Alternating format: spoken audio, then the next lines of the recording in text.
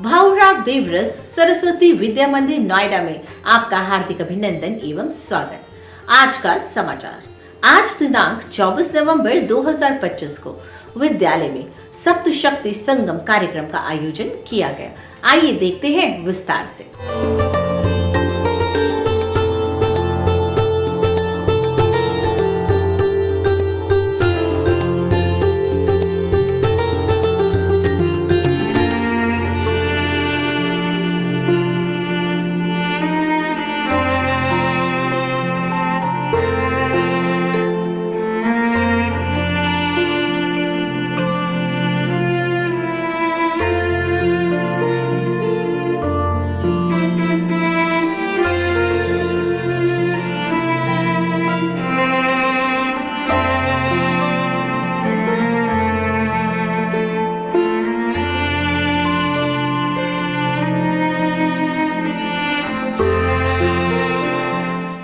कार्यक्रम का शुभारंभ मुख्य वक्ता सुश्री रेखा चूड़ासमा जी, अध्यक्षा श्रीमती प्रीति दादू जी व डॉक्टर कविता रस्तोगी जी एवं कार्यक्रम की मुख्य अतिथि डॉक्टर मोनिका चौहान जी द्वारा दीप प्रज्वलन से किया गया तथा सरस्वती माता की संस्कृत वंदना प्रस्तुत की गई।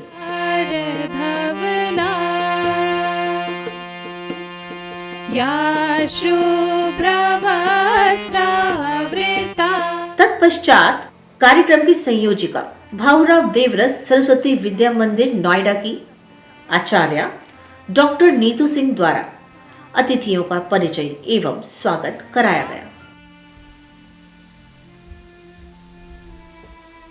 तालियों के साथ दीदी का स्वागत। इसके बाद डॉक्टर कविता रस्तोगी द्वारा सप्तशक्ति संगम कार्यक्रम की प्रस्तावना प्रस्तुत की गई, जिसमें उन्होंने बताया कि नारी केवल एकमात्र व्यक्ति नहीं अपितु संपूर्ण चेतना है। उन्होंने श्रीमद् भागवत गीता में वर्णित नारी की सप्त शक्ति कीर्ति, श्री, वाक, समृद्धि, मेधा, धृति और क्षमा पर विस्तार से विषय रखा। समझने के लिए आप यहाँ उपस्थित हुए हैं और आज के जितने भी विषय रहने वाले हैं ऐसा लगेगा कि हमारे इर्द गिर्द हैं और वो सब हम में विद्यमान है कहीं ना कहीं, बस थोड़ा सा स्मरण की आवश्यकता है। तो पुनः मैं सम्मानित मंच और आपको कोटिशाह नमन करती हूँ। कार्यक्रम का संचालन विद्यालय की आचार्य श्रीमती सरिता घोष के द्वारा किया गया। मुख्य वक्ता अखिल भारतीय बालिका शिक्षा की संयोजिका, अखिल भारतीय कार्यकारिणी एवं एनईपी टास्क फोर्स की सदस्य सुश्री रेखा चूड़ासमा जी द्वारा कुटुंब प्रबोधिनी तथा पर्यावरण विषय पर विस्तार पूर्वक चर्चा की गई। उन्होंने कहा कि नारी अपने सद्गुणों का विकास कर संपूर्ण समाज को जागृत कर सकती है तथा संपूर्ण विश्व का विकास कर सकती है।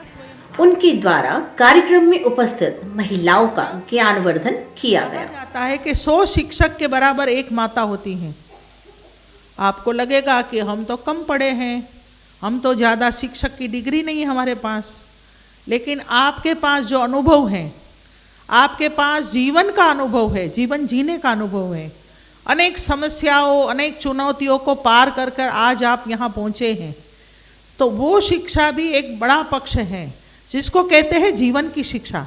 विद्यालय की आचार्य डॉक्टर नीतू सिंह जी ने प्रश्नोत्तरी कार्यक्रम का आयोजन कर कार्यक्रम में उपस्थित महिलाओं का उत्साह वर्धन किया तथा प्रश्नोत्तरी कार्यक्रम में सफल रही महिलाओं को पुरस्कृत भी किया गया। बहुत सुंदर। दीदी के लिए तालियां हो जाएं सभी की तरफ से। बहुत सुंदर। भारतीय पद्धति के आधार पर जन्मदिन मनाने के क्या क्या तरीके हो सकते हैं? वहीं से बोल दीजिए। अगर जितने साल हमारा बच्चा हो जाए इतने दीपक जलाना और तिलक लगाना, हवन इत्यादि करना। बहुत सुंदर। इसके पश्चात प्रेरणादायी महिलाओं की वेशभूषा में उन्हीं के द्वारा दिए गए संदेश की बहुत ही सुंदर ढंग से प्रस्तुति की गई। नहीं डरना है, हम लड़ेंगे, हम लड़ेंगे। मैं क्षितिज भ्रुकुटी पर धूमली, चिंता का भार बनी अविरल। न्याय, धर्म और प्रजा का प्रेम भी चाहिए। मैं रानी अहिल्याबाई होलकर। मानवता की सेवा ही ईश्वर की सच्ची सेवा है। मैं रानी दुर्गावती, गोंडवाना की महारानी। आप सभी को मेरा नमस्ते। मैं हूँ भारत की पहली महिला शिक्षक सावित्री बाई फुले।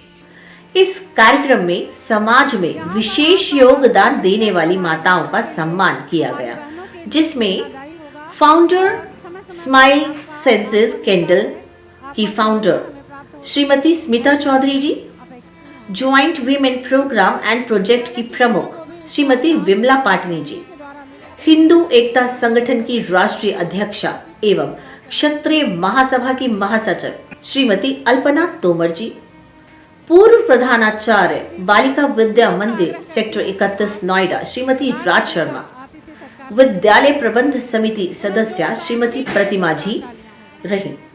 मुख्य अतिथि श्रीमती मोनिका चौहान जी ने पर्यावरण से संबंधित विषय रखा। तो डिंक मतलब डबल इनकम नो किड वाली जो नैरेटिव है उसे हम कैंसिल करेंगे, उससे हम अपने बच्चों को सबको बताएंगे।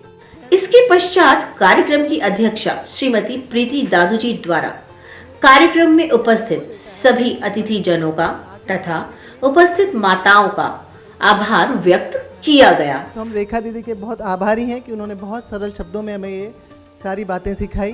कुटुंब प्रबोधन क्या है, पर्यावरण की हम रक्षा कैसे कर सकते हैं, तो वो सबका हमें विशेष ध्यान रखना है। कार्यक्रम में 600 से अधिक माताओं ने प्रतिभाग किया। साथ ही विद्यालय में प्रांत संगठन मंत्री श्रीमान प्रदीप गुप्ता जी, प्रांत मंत्री एवं विद्यालय के प्रबंधक श्रीमान राम वरुण सिंह जी, प्रदेश निरीक्षक श्रीमान विशव कुमार जी एवं प्रधानाचार्य भाऊराव देवरस, सरस्वती विद्या मंदिर नोएडा श्रीमान सोमगिरी गोस्वामी जी उपस्थित रहे। कार्यक्रम के अंत में आचार्य पूनम माथुर जी द्वारा सभी अतिथि माताओं को उनका संकल्प याद दिलाया गया। मैं सृजन करता हूँ, मैं अपने प्रति एवं भारतीय संस्कृति के प्रति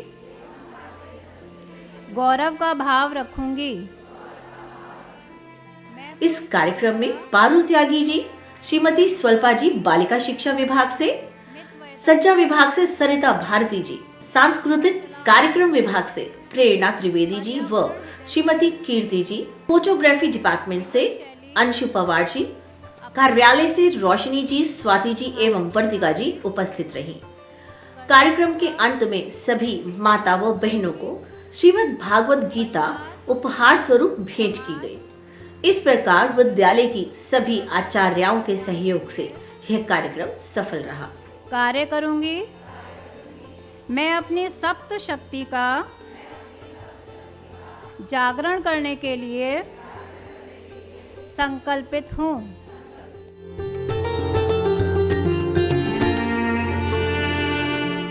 दीप ज्योति परम ज्योति, दीप ज्योति परम ज्योति, दीप ज्योतिर्जनार्दनः,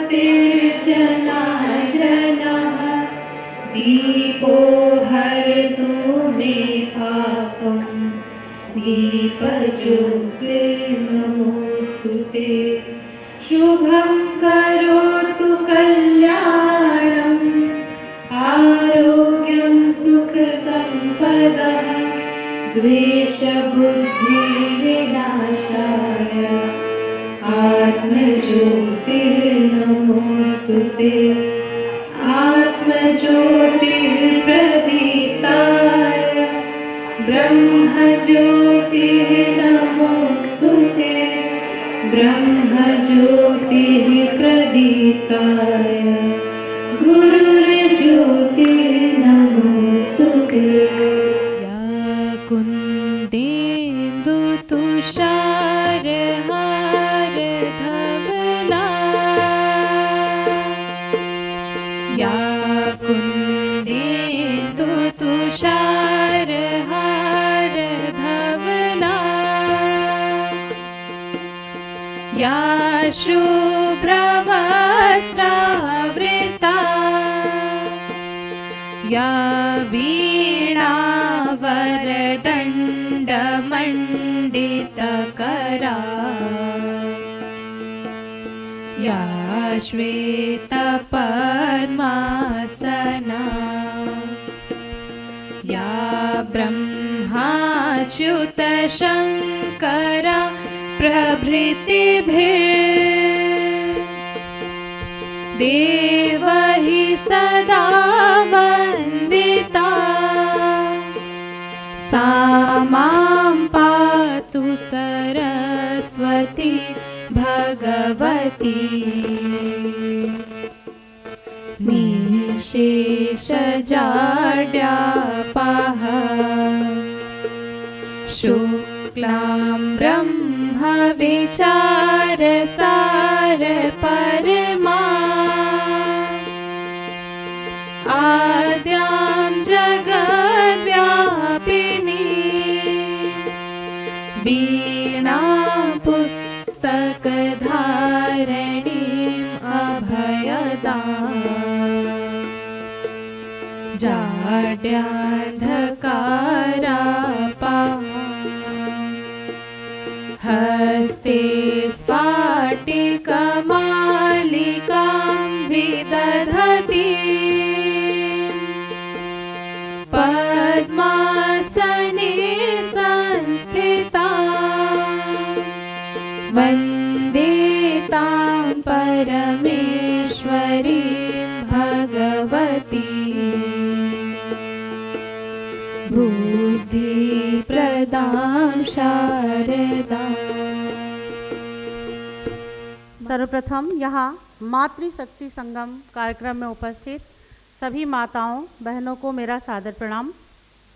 बहुत ही हर्ष का विषय है कि आज विद्यालय में सप्त शक्ति संगम कार्यक्रम का आयोजन किया जा रहा है। इसी संदर्भ में आज हमारे मध्य आज की मुख्य वक्ता सुश्री रेखा चूड़ासमा दीदी आप उपस्थित हैं यहाँ पर। आप अखिल भारतीय कार्यकारिणी की सदस्य हैं एवं अखिल भारतीय शिक्षा की संयोजिका एनईपी टास्क फोर्स की आप सदस्य हैं। मूलतः आप गुजरात से हैं और पूर्णकालिक होने के नाते आपका केंद्र जबलपुर है। दीदी के स्वागत के लिए मैं आज की अध्यक्षा श्रीमती प्रीति दादू जी से आग्रह करती हूं कि आप उन्हें शॉल और स्मृति चिन्ह दे करके सम्मानित करने की कृपा करें।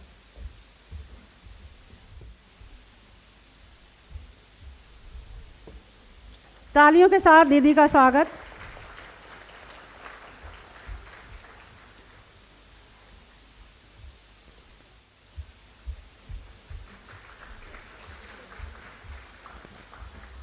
श्रीमती प्रीति दादू जी, आप इस कार्यक्रम की अध्यक्षा हैं। आप प्रेरणा शोध संस्थान न्यास नोएडा की अध्यक्षा हैं। आपका अपना व्यवसाय है और आप प्रोफेशन से चार्टेड अकाउंटेंट हैं। आपका भी अत्यंत हार्दिक स्वागत एवं अभिनंदन। मैं डॉक्टर कविता दीदी से निवेदन करती हूं कि आपका स्वागत करने की कृपा करें।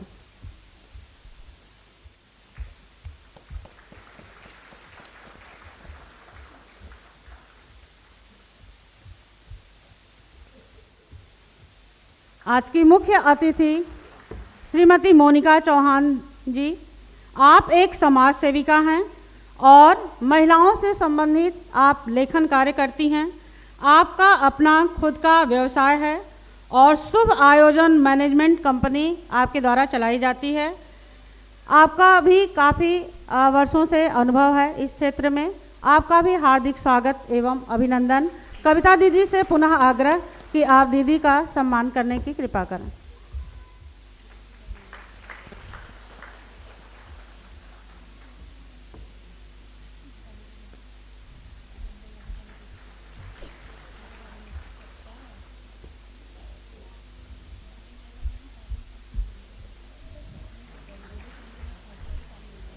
साथ ही मंच पर आसीन डॉक्टर कविता दीदी आप बालिका विद्यालय जो सेक्टर निठारी में है, आप उसकी प्रधानाचार्य हैं और जिले की आप इस कार्यक्रम की संयोजिका हैं। आपका भी हार्दिक स्वागत एवं अभिनंदन। मोनिका दीदी से आग्रह कि आपका स्वागत करने की कृपा करें। सभी मंचासीन अतिथि दीदियों के लिए एक बार जोरदार तालियां हो जाएं। धन्यवाद। अब मैं मंचासीन डॉक्टर कविता रस्तोगी जी को मंच पर प्रस्तावना हेतु आमंत्रित करती हूँ। हृदय स्थल पर स्थापित माँ शारदे, पवित्र ओम, जगत जननी भारत माता और मेरे समक्ष उपस्थित समस्त नारी शक्ति को शत शत प्रणाम, कोटि कोटि नमन। अत्यंत हर्ष का विषय है कि आप अपनी व्यस्ततम समय से, जो दिनचर्या होती है आपकी, उसमें से समय निकालकर आज यहाँ 2 घंटे के लिए, पूरे कार्यक्रम के लिए, कुछ जानने, कुछ समझने के लिए आप यहाँ उपस्थित हुए हैं। और आज के जितने भी विषय रहने वाले हैं, ऐसा लगेगा कि हमारे इर्द गिर्द हैं और वो सब हम में विद्यमान है कहीं ना कहीं, बस थोड़ा सा स्मरण की आवश्यकता है। तो पुनः मैं सम्मानित मंच और आपको कोटिशः नमन करती हूँ। विद्या भारती अखिल भारतीय शिक्षा संस्थान सप्त शक्ति संगम के रूप में महिलाओं को लक्षित कर ये कार्यक्रम आयोजित किया गया है। इसका उद्देश्य नारी के अंदर जो शक्तियां हैं उनको पुनः स्मरण कराना है। भारतीय संस्कृति की सबसे बड़ी विशेषता ये है कि जीवन के प्रत्येक क्षेत्र को केवल भौतिक और सांसारिक दृष्टि से नहीं देखता है, बल्कि धार्मिक, नैतिक और आध्यात्मिक आधार पर समझने का प्रयास करता है। नारी को शक्ति स्वरूपा माना गया है और मनुस्मृति में वर्णित है, यत्र नार्यस्ते पूज्यन्ते तत्र रमन्ते देवता। जहाँ नारी की पूजा की जाती है वहाँ देवता वास करते हैं और देवताओं को भी देवलोक से मृत्युलोक में लाने का काम भी नारी ही करती है। तो जो गीता सब जानते हैं, गीता जी के 10वें अध्याय के 34वें श्लोक में वर्णित है, कीर्ति ही श्री वाकः चा नारीणाम स्मृति मेधा धृति क्षमा। यानी कि ये 7 शक्तियाँ हम सब में विद्यमान हैं और उसका वर्णन गीता जी में भी किया गया है। सबसे पहला जो गुण है वो है कीर्ति। कृति से ही कीर्ति बनती है और परिवार की यश कीर्ति बढ़ाने हेतु नारी ही अपने संतान के सामने ऐसा आदर्श प्रस्तुत करती है कि उस परिवार की कीर्ति बढ़ती है। दूसरा है श्री। घर में श्री अर्थात लक्ष्मी, धन संपत्ति, अन्न केवल समुचित स्रोत से ही आना चाहिए। यानी कि धर्म पूर्वक जो लक्ष्मी कमाई जाए वही घर में आनी चाहिए, तभी संतति में सद्गुणों का विकास हो सकेगा। यह गुण नारी में होना आवश्यक है। इससे भ्रष्टाचार की जो समस्याएं समाज और देश में व्याप्त हैं वो स्वतः ही सुलझ जाएगी। तीसरा है वाक। परिवार को जोड़े रखना, परिवार में संवाद करना, समाज को जोड़े रखना, राष्ट्र को जोड़े रखना, ये सब वाणी से ही संभव है। नारी में ये गुण विशेष रूप से विद्यमान है। वाक चातुर्य का तो आपने उदाहरण देखा होगा। सावित्री अपने पति के प्राण यमराज से केवल वाक चातुर्य से ही छुड़ाकर लेकर आई थी। तो वाणी का इतना महत्व है। अगला है स्मृति। स्मृति का मतलब है सूक्ष्मतम विवरण को याद रखना, छोटी छोटी बातों को याद रखना और उसको ध्यान में रखकर अपने परिवार को पूर्णता प्रदान करना। स्मृति के आधार पे ही हमने अपनी दादी नानी से जो कथाएं सुनी, जो प्रेरक प्रसंग सुने, वो प्रेरक प्रसंग हम अपने संतानों को सुनाते हैं और उस परंपरा को, अपनी संस्कृति को हस्तांतरण करने का कार्य करते हैं। मेधा, मेधा का अर्थ है धारणा शक्ति, समझ, तर्क शक्ति, विषय का संश्लेषण और विश्लेषण करने की जो बौद्धिक क्षमता होती है वह नारी में कूट कूट कर भरी है। परिस्थितियों को समझना, उसके परिणामों का अनुमान लगाना और परिवार और संतान का पालन पोषण करना। धृति, धृति का उदाहरण है, धृति का तात्पर्य है धैर्य, सहनशीलता। ये तो नारी का आभूषण है। सहनशीलता के गुण के कारण ही वो अपने परिवार, कुटुंब, समाज को बांधे रखती है। और सहनशीलता का इससे बड़ा उदाहरण क्या होगा कि वो 9 महीने तक संतान को अपने पेट में रखती है और उसका पोषण करती है। इससे बड़ा उदाहरण नहीं मिल सकता सहनशीलता का। नेक्स्ट है क्षमा, अर्थात स्वयं में क्लेश ना उत्पन्न होने देना। मातृत्व का संवर्धन क्षमा के गुण से ही होता है। ये गुण परिवार, समाज, राष्ट्र, सृष्टि को एक साथ रखने के लिए आवश्यक है और ये क्षमाशीलता आध्यात्मिक गुण है। तो ये जो 7 गुण हैं वो नारी को विशेष बनाते हैं और एक ऐसे आसन पे बिठाते हैं जहाँ पर देवता भी पूजन करते हैं। धन्यवाद। मातृशक्ति के महत्व को वर्णित करते हुए प्रस्तुत है एक सामूहिक गीत। गीत के बोल हैं, हम ही मातृशक्ति हैं। हम ही मातृशक्ति हैं, हम ही आदि शक्ति हैं, हम ही मातृशक्ति हैं, हम ही आदि शक्ति हैं, हम ही काली, हम ही दुर्गा, हम ही भद्रकाली हैं, हम ही काली, हम ही दुर्गा, हम ही भद्रकाली हैं, हम ही कर्म योगिनी, हम ही दिव्य शोभिनी, हम ही कर्म योगिनी, हम ही दिव्य शोभिनी, हम ही दुष्ट नाशिनी, हम ही ब्रह्मवादिनी, हम ही दुष्ट नाशिनी, हम ही ब्रह्मवादिनी, हम ही मातृशक्ति है, हम ही आदि शक्ति है, हम ही मातृशक्ति है, हम ही आदि शक्ति है।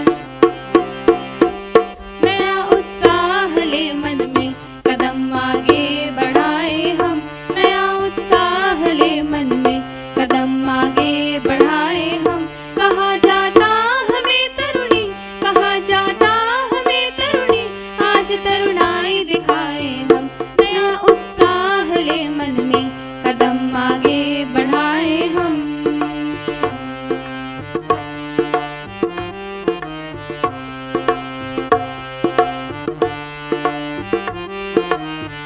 हमी है राष्ट्र की आर्या, समूचे विश्व की जननी, हमी है राष्ट्र की आर्या, समूचे विश्व की जननी। हमारे ही पराक्रम से, हमारे ही पराक्रम से देश आगे बढ़ाए हम। नया उत्साह ले मन में कदम आगे बढ़ाए हम।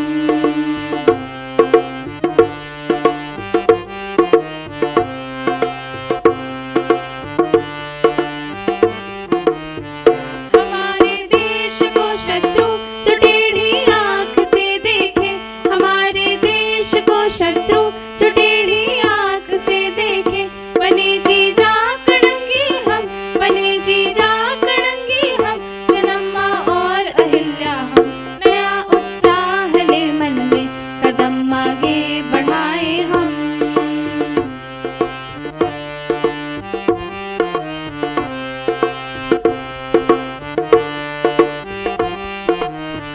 करें हम राष्ट्र की रक्षा, हिमाचल सम अडिग बनकर, करें हम राष्ट्र की रक्षा, हिमाचल सम अडिग बनकर। समूचे विश्व में पुरुषार्थ, समूचे विश्व में पुरुषार्थ की गंगा बहाए हम। नया उत्साह ले मन में कदम आगे बढ़ाए हम। नया उत्साह ले मन में कदम आगे बढ़ाए हम। कहा जाता हमें तरुणी, आज तरुणाई दिखाए हम, आज तरुणाई दिखाए हम, आज तरुणाई दिखाए हम, आज तरुणाई दिखाए हम, आज तरुणाई दिखाए हम, आज तरुणाई। अब मैं हमारे आज के कार्यक्रम की मुख्य वक्ता सुश्री रेखा चूड़ासामा दीदी को निवेदन करती हूँ कि वे हम सभी का मार्गदर्शन करने की कृपा करें। सरस्वती विद्या मंदिर आयोजित सप्त शक्ति संगम के इस कार्यक्रम में उपस्थित, इस कार्यक्रम की अध्यक्षता अतिथि विशेष श्री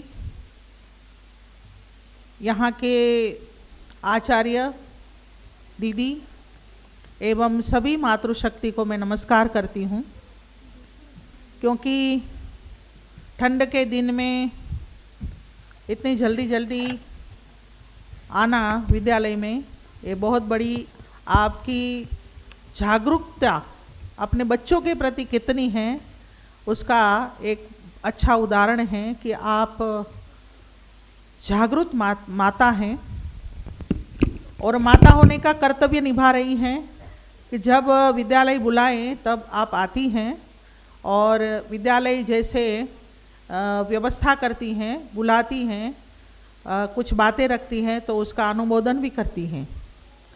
तो फिर से स्वागत, अभिनंदन।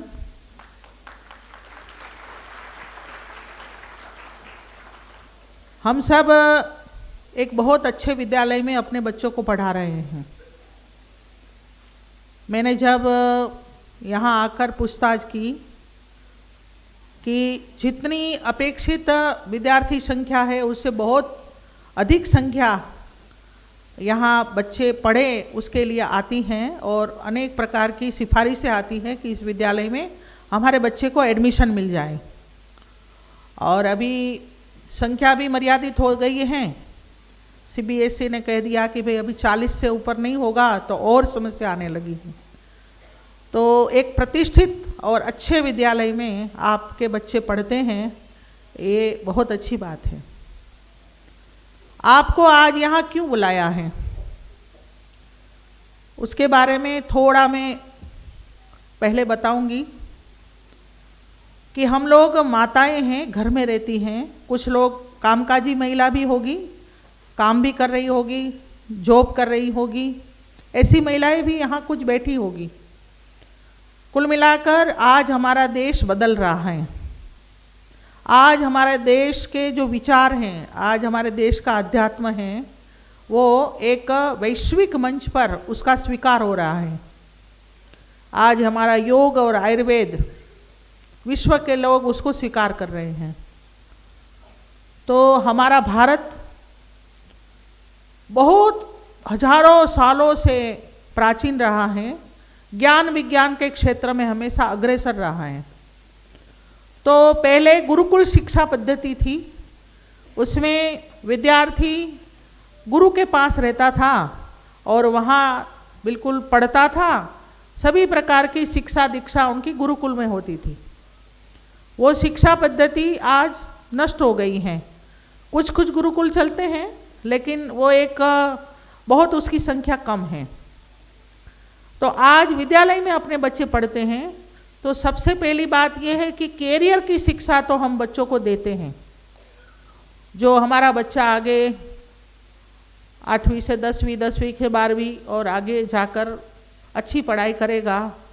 आजकल MTech, MBA और अनेक प्रकार की डिग्रियों का एक क्रेज़ है, उसमें पढ़ाई करता है, करेगा और एक भारत का नागरिक बनेगा। लेकिन कभी आपने ये सोचा है कि सिर्फ पढ़ाना, पुस्तकों की शिक्षा देना, यही शिक्षा मात्र है क्या? नहीं। दूसरा जो पक्ष है वो उसकी शिक्षिका स्वयं आप हैं। मतलब कहा जाता है कि 100 शिक्षक के बराबर एक माता होती हैं।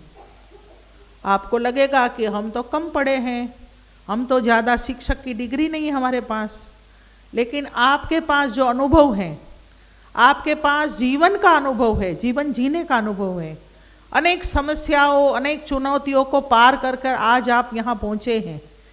तो वो शिक्षा भी एक बड़ा पक्ष है जिसको कहते हैं जीवन की शिक्षा। तो जीवन की शिक्षा ये भी बच्चों के लिए बहुत आवश्यक है। अंग्रेजी में कहे तो कैरियर के साथ साथ कैरेक्टर की शिक्षा भी बच्चों को देनी चाहिए। तो वो शिक्षा क्या है और एक माता के नाते हमारी भूमिका क्या है?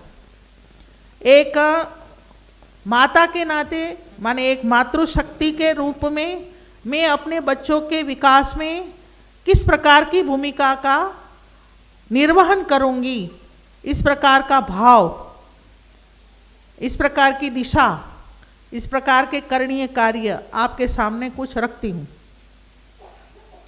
सबसे पहली बात, हमारे बच्चे विद्यालयीन शिक्षा लेते हैं, उसमें सिर्फ भाषा, गणित, विज्ञान, साइकोलॉजी माने अनेक प्रकार के विषय की शिक्षा लेते हैं, लेकिन घर में भी बहुत सारी चीज़ें ऐसी हैं कि जो हम सिखा सकते हैं। सबसे पहले तो दिनचर्या, हमारे बच्चे की दिनचर्या कैसी है, सबकी अलग अलग होगी। अपने बच्चों की, अपने खुद की, अपने परिवार की दिनचर्या ठीक है क्या? जिसकी दिनचर्या व्यवस्थित होगी उसको कभी भी तनाव नहीं होगा, कभी कोई काम बाकी नहीं रह जाएगा। तो दिनचर्या कैसी है उसकी प्रेरणा बच्चा घर में लेता है। दिनचर्या के साथ साथ जीवनचर्या, जो हम विद्यालय को छोड़कर, माने विद्यालय में जो बच्चा आता है 6 घंटा, उसको छोड़कर जो जो करते हैं, उठते हैं, खाते हैं, पीते हैं, नहाते हैं, घर स्वच्छ करते हैं, जो जो घर का वातावरण रहता है, ये जीवनचर्या भी हमारी कैसी है, उसमें हम क्या करते हैं उसका सीधा अनुकरण अपना बच्चा करता है। बालक और बालिका दोनों के बारे में मैं बता रही हूँ। तो उसके बारे में ऐसी तो कोई बात नहीं है, तो मैं अपने बच्चे को गलत प्रेरणा दे सकती हूँ, सोचने का विषय है। तीसरा, हमारे घर के कौशल, घर की कुछ खानदानी परंपरा रहती हैं। कुछ परिवारों में पेंटिंग अच्छी आती है, कुछ परिवारों में बोलना अच्छा आता है, कुछ परिवारों में संगीत की कला रहती है। सब परिवारों में अलग अलग एक कला का या इस प्रकार का कौशल रहता है। वो कौशल अपने बच्चों को सिखाना, ये भी हमारा काम है। चौथी बात, आज जो युग परिवर्तन हो रहा है उसमें कभी कभी बच्चा सिर्फ पढ़ने में ध्यान देता है, बाकी जो चीज़ों को गौण समझता है। गौण इसलिए समझता है कि वो बाकी बात हम बाद में सीख लेंगे, अभी तो हम पढ़ाई करेंगे। मैं कभी माताओं को कहती हूँ, खास तो बालिकाओं की माता को कहती हूँ कि हम अपने बच्चों को कुछ नहीं करने देते, सब कुछ हम ही करते हैं। मतलब उसका खाना खाने के बाद थाली, झूठी थाली भी हम ही उठाते हैं। सहज है, माँ करती हैं, लेकिन अगर हम उनकी झूठी थाली भी उठाएंगे तो आगे जाकर वो क्या करेगा? फ्रिज में कुछ लाना है तो हम कहते हैं हम ही खुद लाते हैं, अपने बच्चों को कोई काम नहीं देते। उनका वेश है, वेश भी ऐसे ही पड़ा है, उसको ठीक करने का काम हम ही करते हैं, उसका बस्ता जगह पर रखने का काम हम ही करते हैं। अगर हम छोटी छोटी बातें हम ही करेंगे तो अपना बच्चे को स्वावलंबी कब बनाएंगे? कुछ माताएं मन से ऐसे मुस्करा रही है कि हाँ बात तो सही है, हम ही करते हैं सब। बेचारा 6 घंटे पढ़कर आया है, बेचारी थक गई होंगी, इस प्रकार का भाव हमारे मन में रहता है, दया का भाव रहता है, क्योंकि हम समर्पित है ना। समर्पण, हमारा इतना समर्पण है बच्चों के प्रति कि बच्चों के अलावा हमारी सृष्टि नहीं है। जब हमारी कोई सृष्टि नहीं है तो हमारे बच्चे व्यवस्थितता के गुण कब सीखेंगे? हमारे बच्चे आत्मनिर्भर कब होंगे? हमारे बच्चे स्वच्छता के गुण कब सीखेंगे? हमारा घर व्यवस्थित रहना चाहिए, इसमें बच्चों की भूमिका क्या होगा वो कब सीखेंगे? इसी प्रकार से हमारा बच्चा जो नीति रीति कुल परंपरा घर की है वो कब सीखेंगे? नहीं सीखेंगे। इसलिए आज के कार्यक्रम का मुख्य फोकस हमारा है परिवार की शिक्षा, परिवार प्रबोधन, कुटुंब शिक्षा। तो परिवार में बच्चे बहुत कुछ सीखते हैं, लेकिन हम कहीं ना कहीं प्यार लाड और ज़्यादा समर्पण के कारण अपने बच्चे को वंचित रखते हैं, अपने बच्चे को नहीं सिखाते हैं। हम दया माया खाते हैं। तो शास्त्र में एक बहुत बड़ा एक सूत्र है, याद रखने लायक है, लालियेत 5 वर्षाणी, 5 वर्ष तक शिशु का लालन पालन करो। जैसे यहाँ शिशु है ना, शिशु का लालन पालन 5 वर्ष तक होता है। 10 वर्षाणी ताड़ियेत, 6 वर्ष से 15 साल तक जो बालक बालिका है उसका ताड़न करो। ताड़न माने मारना संस्कृत में, लेकिन मारना नहीं है इस जमाने में।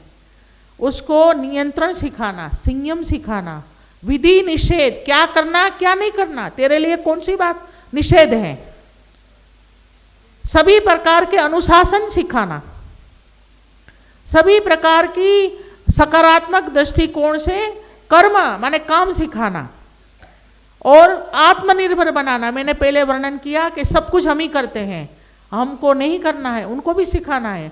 आपके बच्चे अभी 11वीं 12वीं में आ गए हैं, अधिकतर माताएं 11वीं 12वीं की हैं यहाँ। अगर वो हॉस्टल में जाएगा, अगर आगे शिक्षा में जाएगा, अकेला पढ़ेगा तो खुद ही करना पड़ता है सब काम। कौन, उसकी मम्मी साथ में थोड़ी जाएगी। तब ये शिक्षा आपकी जो घर में दी है उनको काम लगेगी। और मित्रवत व्यवहार, प्राप्ते तो 16 वर्षे पित्रम पुत्रम मित्रम समाचरेत, माने लालियत 5 वर्षाणी माने 5 साल तक लालन पालन करो सभी प्रकार से। 5 साल में हम बहुत डांटते हैं, बहुत सिखाते हैं, उनकी इच्छा पूर्ति करना, लाड प्यार करना, ये हमारी शिक्षा का माध्यम। इसलिए शिशु वाटिकाओं में हम लाड प्यार ज़्यादा करते हैं शिशु को। और प्राथमिक शिक्षा जो होती है उसमें ज़्यादा अनुशासन में रहना, वेश नहीं पहना तो क्यों नहीं पहना, पूरा उसकी हम जांच करते हैं, सजा भी करते हैं। सभी प्रकार के अनुशासन सिखाते हैं, इतना पढ़ना है, इतना क्लास है, इतने पीरियड्स है, इतने विषय है। प्राप्ते तो 16 वर्षे, जब अपनी बालक बालिका 15 साल में आ जाती हैं तब हमारा व्यवहार बच्चों के साथ मित्रवत होना चाहिए, सहेली जैसा होना चाहिए, माने दोस्ती होनी चाहिए। दोस्ती होना माने क्या, हम अपनी घर की कोई समस्या है, हम अपने घर की कोई परेशानी है, हम अपनी घर की कोई चुनौती है, बच्चों से शेयर करो। आज हमारा जमाना बहुत बदल गया है, आयु के हिसाब से बच्चा ज़्यादा बड़ा हो रहा है। आज 15 साल का बच्चा जो जानता है, हम और आप जब 15 साल में थे कुछ नहीं जानते थे। आज जो 10 साल का बच्चा जानता है वो पहले जो हम 10 साल में थे वो कुछ नहीं जानते थे, क्योंकि आज एक व्यापक टीवी, मोबाइल और जो टेक्नोलॉजी का जो एक हमारे समाज को एक प्रभावित कर रहा है, हमारे मन को प्रभावित कर रहा है, उसमें सब दिख रहा है। बताने की जरूरत ही नहीं, दिख ही रहा है सब। आप प्रयास करेंगे तो भी वो दिखेगा, क्योंकि विज्ञापनों में कैसे विज्ञापन आती है आप जानते हैं। टीवी चालू है, न्यूज़ देख रहे हैं, लेकिन विज्ञापन तो अलग ही प्रकार की आती है, बच्चा देखता है। तो इस प्रकार से हमारी बच्चों का सभी प्रकार से मित्रवत व्यवहार होना चाहिए। देखो, आपके बच्चे किशोर वय में हैं, किशोर अवस्था जिसको कहते हैं। एक होती है शिशु अवस्था, दूसरी होती है बाल्यावस्था, तीसरी होती है किशोर अवस्था और चौथी होती है युवा अवस्था। ये चारों अवस्था में माता पिता की भूमिका बदलती है। जब शिशु अवस्था होती है तो माता पिता का लाड प्यार, गोदी में बिठाना, कुछ भी करे तो भी सब माफ, कुछ भी तोड़ दिया खिलौना, कितनी भी कीमती है तो भी माफ। फिर बड़ा हो जाता है तो अलग प्रकार की भूमिका होनी चाहिए, उसकी चिंता करना, उसको अच्छे से खान पान देना। फिर किशोर वय में जब आता है, समझ लीजिए माताएं कि हमारा बच्चा जब किशोर वय में आता है, माने लगभग 13-14 साल का हो जाता है, तो 18 साल तक की आयु जो होती है वो टीन एज शब्द ज़्यादा समझ में आएगा, किशोर अवस्था शायद कम समझ में आएगा। तब उसके हार्मोनल चेंज होते हैं, हार्मोन्स जो हमारे शरीर के हार्मोन्स हैं उसमें बदलाव आता है। जो बदलाव आता है उसके कारण वो अनेक प्रकार के परिवर्तन उनको माने सभी प्रकार से उनको परिवर्तनों को झेलना होता है। उदाहरण के रूप में शरीर में परिवर्तन आता है, सभी प्रकार के अंग उपांग का विकास होता है, बालक हो या बालिका। तो अनेक प्रकार की जिज्ञासाएं उसके मन में बढ़ती हैं, ये क्या हो रहा है, पहले तो ऐसा नहीं था। तो किशोरवयीन एक बहुत बड़ी आयु है जिसमें माँ की पिता की भूमिका बहुत महत्वपूर्ण है। तो कभी शरीर विज्ञान से बात करो कि भाई ये जैसे जैसे आयु बढ़ती है तो इस प्रकार के शरीर में परिवर्तन आते हैं। मुझे लगता है ये विषय ज़्यादा बहुत गंभीर नहीं है। हम भी किशोर वयी में रहे, युवा अवस्था में आए, अभी तो थोड़े एक आयु में आ गए हैं। तो इस प्रकार से शारीरिक परिवर्तन के साथ साथ जो आज सबसे बड़ी समझने वाली बात है, मानसिक असंतुलन। मन में भी अपने बच्चों के मन में अनेक प्रकार के मन में असंतुलन, माने कभी ये कभी वो, कभी ये अच्छा कभी वो अच्छा, इस प्रकार की अस्थिरता जिसको कहते हैं वो आती है। कभी कभी बच्चा ऐसा करता है, कभी उल्टा कर देता है, कभी कभी हम नाराज भी हो जाते हैं, अरे अभी तो ऐसी बात थी, अभी क्या हो गया। एक किशोर वय के हॉर्मोन्स चेंज होने के कारण ये सब होता है। इसी प्रकार से हमारे बच्चों में आवेग जो होते हैं, शरीर के आवेग, जैसे हंसना, रोना, उदास हो जाना, आवेगों में परिवर्तन आता है। तो ये अवस्था ऐसी है, ये आयु ऐसी है, इस आयु में ये सब होता है, उसको समझना माता का कर्तव्य है, उसके अनुरूप उनके साथ बात करना। और इसी प्रकार से सबसे महत्वपूर्ण समाज रचना हमारी चली, माने समाज जो चलता है उसको देखने की दृष्टि में भी परिवर्तन आता है। मतलब समाज जो सामान्य रूप से जो चलता है उसमें लगता है ये तो बेकार है, ये तो ठीक नहीं है, ये ऐसा होना चाहिए। इस प्रकार के नए नए विचार समाज की ओर देखने में भी बच्चे हो या बालिका हो या बालक हो उसको आता है। तो इस अवस्था में जब हमारा बालक की किशोरवयीन अवस्था होती है तब हम परेशान भी रहते हैं। परेशान क्यों रहते हैं? हमारा बच्चा सुनता नहीं है, हमारा बच्चा मानता नहीं है, पता नहीं क्या हो गया है, पता नहीं क्या नहीं हो गया है। उसमें किशोरवयीन जो अवस्था है उसमें गुजर रहा है। उसी समय आपका सानिध्य चाहिए, आप उनके साथ संवाद करिए, उनके साथ बातचीत करिए। कभी कभी हम लोग अपने आप को बहुत ऐसा मानते हैं कि नहीं बच्चा पढ़ रहा है, डिस्टर्ब नहीं करेंगे। डिस्टर्ब नहीं है, हमारी एकात्मता से हमारे बच्चे हमारे साथ जुड़े हैं, हमारा अंग है वो, तो डिस्टर्ब कैसा। कभी कभी हम बच्चों को कहते तू तो कोचिंग कर, तू तो स्कूल जा, तू तो बस लैपटॉप से अपना होमवर्क कर, ये कर वो कर, और हम धीरे धीरे धीरे धीरे दूर हो जाते रहे, हमारे बच्चों से दूर हो जाते हैं। दूर होना ये जोखिम है ज़्यादा, कि क्या कर रहा है, उसकी संगत कैसी है, वो भी तो हमको देखना है। जब बच्चों से हम वार्तालाप करेंगे, जब हम बच्चों से संवाद करेंगे, जब हम बच्चों के सानिध्य में रहेंगे, साथ में रहेंगे, तब हमको समझेगा कि वो कर क्या रहा है। कहीं अगर माता पिता की इस समय में उनका सानिध्य संवाद नहीं रहता तो कभी कभी अपने बच्चों में भटकाव भी आ सकता है। बिल्कुल मैं आपको फैक्ट बात बता रही हूँ। भटकाव आता है तो इसी अवस्था में आता है। कभी कभी नशे का भी शिकार हो जाता है, कभी कभी गलत संगत जब लगती हैं तो गलत जो उनकी कैरियर है, कैरियर की शिक्षा है, वो भी प्रभावित होती है। तो उसके बारे में भी हमको सोचना चाहिए कि बच्चों के विकास में हमारी जो भूमिका है वो मित्रवत है। आज के ज़माने में जो परिस्थितियाँ बच्चा फेस करता है, कभी कभी कुछ घटनाओं का विश्लेषण उनके साथ करो कि ये घटना घटी, इसके पीछे क्या कल्पना है, ये घटना घटी, इसके पीछे किसका दोष था, लड़की का दोष था, लड़के का दोष था। आज इतनी सारी घटनाएं टीवी में आ रही हैं तो उसका विश्लेषण भी करना चाहिए। तब हमारे बच्चों को ये शिक्षा मिलती है कि बात तो सही है, ये गलत हुआ, ऐसा मुझे नहीं करना चाहिए। इस प्रकार से किशोर वय में मित्रतापूर्ण व्यवहार यही उसका एकमात्र उपाय है और संवाद ही उसका एक उपाय है। तो मैं ये कह रही थी कि हमारा परिवार एक स्वर्ग जैसा सुंदर कैसे बने, उसके बारे में भी आज सोचने की बहुत ज़रूरत है। आज हमारे परिवार एकाकी बन गए हैं, घर में तो हम साथ में रहते हैं, लेकिन सब अपने अपने मोबाइल में। आपने एक क्लिप देखी होगी, छोटा बच्चा अपना वीडियो गेम खेल रहा है, उससे बड़ा बच्चा अपना कुछ होमवर्क कर रहा है मोबाइल में, माँ अपने मोबाइल सेटिंग में लगी है, पिता अपना व्यवसाय चला रहा है मोबाइल से, सब मोबाइल में लगे। 6 लोग हैं, 6 मोबाइल हैं, सब अपने अपने काम में मस्त, एक दूसरे से बात नहीं करते। तो हम लोग कभी मोबाइल पार्किंग के बारे में सोच सकते हैं कि मेरे परिवार में 1 घंटा कम से कम कोई मोबाइल नहीं लेगा, कोई मोबाइल नहीं लेगा। बस हम लोग बात करेंगे, जो भी आज दिन में क्या हुआ, कैसे हुआ, क्या दिक्कतें आई, क्या अच्छी बात हुई, उसकी चर्चा करेंगे। तो गाड़ी पार्किंग का तो आपने सोचा होगा, देखा होगा, लेकिन मोबाइल पार्किंग की भी आज जरूरत है, क्योंकि मोबाइल चलाना हमारी जीवनचर्या का अतिशय अतिरेक हो गया है। और करते क्या है, रील देखते रहते हैं।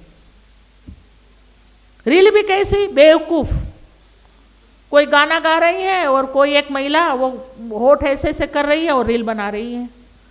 रील में क्या होता है आप जानते हैं सब। उसमें हमारा क्या फायदा हुआ बताओ? हमारा कुछ फायदा हुआ?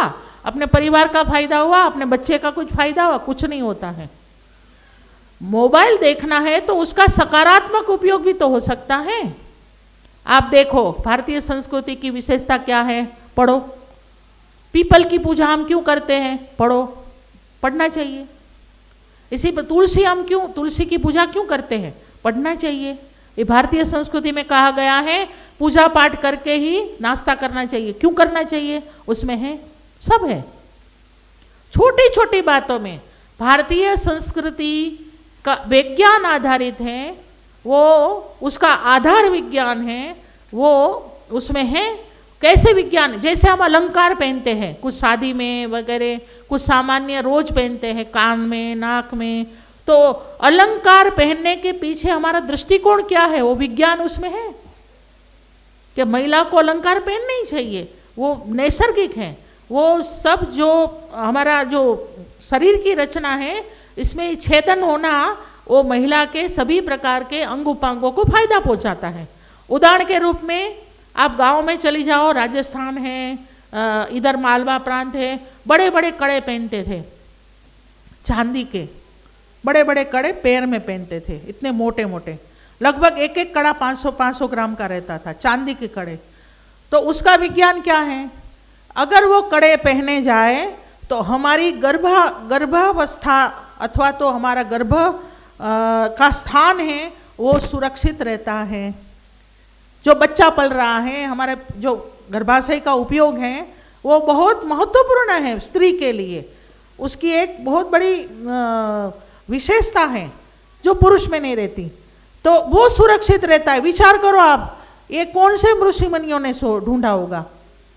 तो कभी भी हमारे महिलाओं में गर्भपात नहीं होता था, क्योंकि वो ऐसा गहना पहनती थी।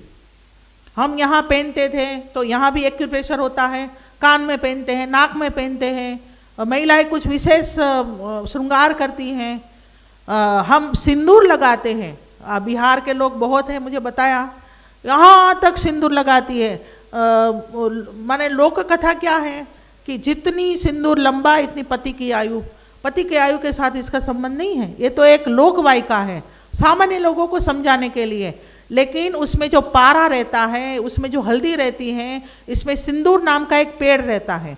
पेड़ का जो ये तत्व रहता है वो हमारे अगर मांग में भरा जाए तो सभी जो बाहर के लोग हैं हम उससे बचाता है, विजातीय आकर्षण से भी बचाता है। अन्य पुरुष मानो वो उसको आकर्षण से हम लोग बच जाते हैं। और बहुत सारे फायदे तो होते ही हैं वो विज्ञान की दृष्टि से। कहने का मतलब ये है कि हमारी जो भी भारत की नीति रीति परंपरा है वो विज्ञान आधारित है, तो इसके बारे में भी हमको सोचना चाहिए। आज धीरे धीरे हम आधुनिकता के युग में नोएडा जैसे शहर में रह रहे हैं, हमको आधुनिकता आकर्षित कर रही है। हमारी आधुनिकता, हम आधुनिक है तो जरा अपने आप को जरा ठीक ठाक मानते हैं। अरे ये तो गंवार जैसे हैं। मैं तो कहती हूँ कि गांव का खाना, गांव की नीति पद्धति ज़्यादा वैज्ञानिक है। ताज़ा भोजन करते हैं, बाजरे की रोटी खाते हैं, मक्का की रोटी खाते हैं, ताज़ा भोजन करना ये सबसे ज़्यादा आधुनिक होना चाहिए। हम डब्बे पैक भोजन करते हैं, कभी कभी पैकेट फूड खाते हैं, जंक फूड खाते हैं, फास्ट फूड खाते हैं, चाइनीज़ फूड खाते हैं, अमेरिकन फूड खाते हैं। इससे तो हम अच्छे हैं कि वो अच्छे हैं, सोचिए। और आप सब जानते हैं, कभी मोबाइल में सर्च करो, मोबाइल का उपयोग करना है सकारात्मक, तो के जंक फूड के क्या क्या फायदे हैं बताओ, फायदे क्या है डालो अंदर, फिर बताएंगे। जंक फूड से क्या क्या नुकसान होता है, देखो क्या है जंक फूड से नुकसान। पैकेट फूड 6-6 महीने का नमकीन पैक करके आपको कंपनियां देते हैं। हमारे घर में कभी नमकीन बनाओ, 15 दिन रखो, बाद में देखो सूंघ के कि उसमें परिवर्तन आता है कि नहीं। और 6-6 महीना कंपनियां जो उसमें कुरकुरे डालती है, चिप्स डालती है, अपने आप ठीक रहता है? नहीं, उसमें अनेक प्रकार के केमिकल डाले जाते हैं। उसके नाम भी हम बता सकते हैं, ऐसा नहीं है, लेकिन अभी इस कार्यक्रम का ये विषय नहीं है।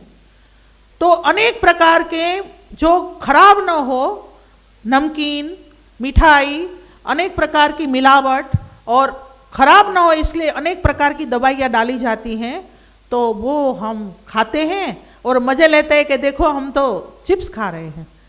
टीवी देख देख के, टीवी कितना खाया, कितना चबाया, कुछ मालूम नहीं है। तो इसका चिंतन करने की जरूरत है कि गांव का जो गरम रोटी और गरम जो खाना है वो महत्वपूर्ण है या सही है, या हम जो फास्ट फूड खा रहे हैं वो सही है। जंक फूड माने क्या, उसका अर्थ मालूम है कभी? जंक माने लोहे में जंक लगती है, तो जंक फूड माने फ्रीज में रखा हुआ बहुत बासी खाना, एक कुल मिलाकर सादी भाषा में बताए तो बासी खाना हम खाते हैं और मजे लेते हैं, खूब पैसे देते हैं। 300 रुपये का पिज़्ज़ा आता है और हम 300 रुपये का फल खिलाए अपने बच्चों को, तो 300 रुपये के फल कितने आते हैं बताओ? सीजन के फल हम अनार खिलाए, हम अमरूद खिलाए, हम सेब खिलाएं, तो 300 रुपये का फल महत्वपूर्ण है कि 300 रुपये का पिज़्ज़ा महत्वपूर्ण है? पैसे भी इतने हम देते हैं मूर्ख होकर। तो कभी कभी मैं इसलिए थोड़ा कह रही हूँ कि अपने बच्चों की स्वास्थ्य की चिंता करना ये सिर्फ आपके हाथ में है। बच्चा तो समझता नहीं है, वो तो विज्ञापन से प्रभावित हो कि वहाँ तो पिज़्ज़ा 250 का मिलता है, वहाँ तो पिज़्ज़ा 200 का मिलता है, वहाँ तो 100 रुपये का ही मिलता है, ऐसे करके बच्चा तो बोलेगा, लेकिन उसका दृष्टिकोण समझाना, सही क्या है गलत क्या है वो बताना, वो सबसे महत्वपूर्ण है। तो मुझे ऐसा लग रहा है कि ये विषय भी हम देखेंगे। और आजकल सबसे बड़ा एक विषय चला है प्लास्टिक का उपयोग।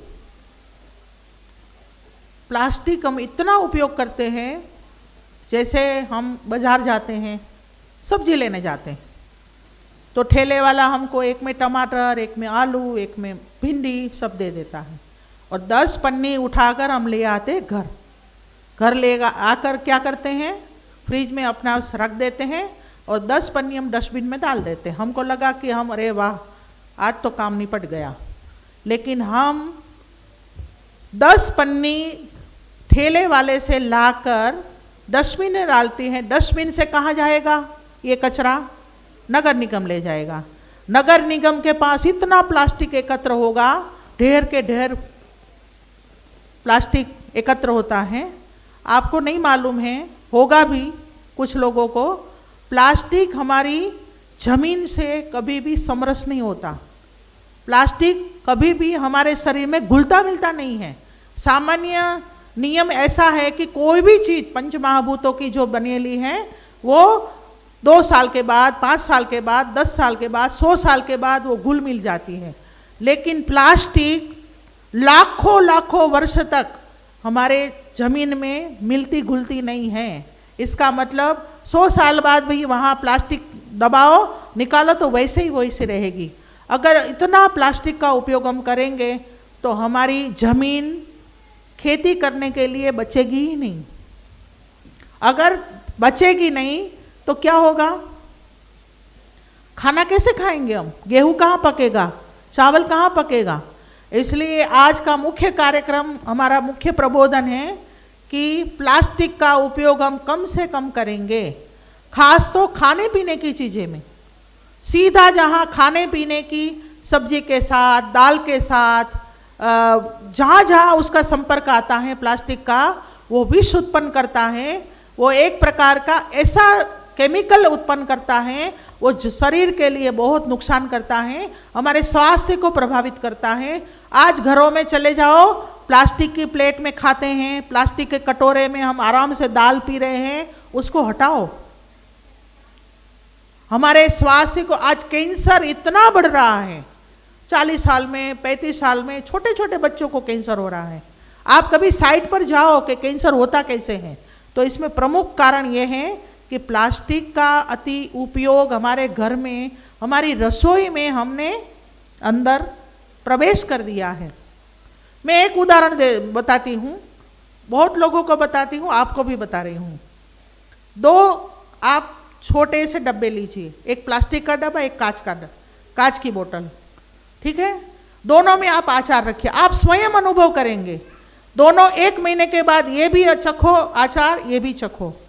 जो प्लास्टिक की बोतल में आचार होगा उसका पूरा स्वाद बिल्कुल बेकार हो जाएगा, माने स्वाद बेस्वाद हो जाएगा। और कांच की बोतल में जो आचार आपने बनाया है वैसा का वैसा रहेगा।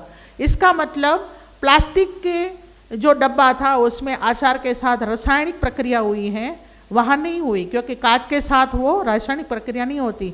तो आचार कांच की बोतल में ही रखना चाहिए, लेकिन आजकल सभी लोग, बाजार में मिलता है भी प्लास्टिक में है, इसलिए आपने देखा होगा कि बाजार का अचार बहुत अच्छा नहीं लगता। जो अच्छी गृहिणी है, जिसको आता है अचार बनाना, वो पसंद नहीं करती, वो घर में बनाती है। और हमारी दादी नानी को देखना, कभी प्लास्टिक के डब्बे में नहीं रखती थी। तो आचार B12 इसमें बहुत होता है, आचार का महत्व है भारतीय व्यंजनों में, लेकिन हम लोग प्लास्टिक के डब्बे में खाएंगे तो हम रोग को निमंत्रण देंगे। तो इसके बारे में भी हमको सोचना चाहिए। तीसरी महत्वपूर्ण बात, हमारे घर में जो नई चीजें लानी है वो प्लास्टिक की नहीं लाएंगे। सस्ता जरूर है, सस्ता है, लेकिन नहीं लाएंगे। अभी आपको मोबाइल जरूरी है देखना, आपको मोबाइल जरूरी है देखना, क्या मोबाइल बंद करो, विद्यालय ने बुलाया है ना आपको। हाँ, विद्यालय कोई मोबाइल कोई नहीं खोलेगा। हाँ, तो कहने का मतलब बच्चों का डब्बा भी हम कभी कभी प्लास्टिक का दे देते हैं।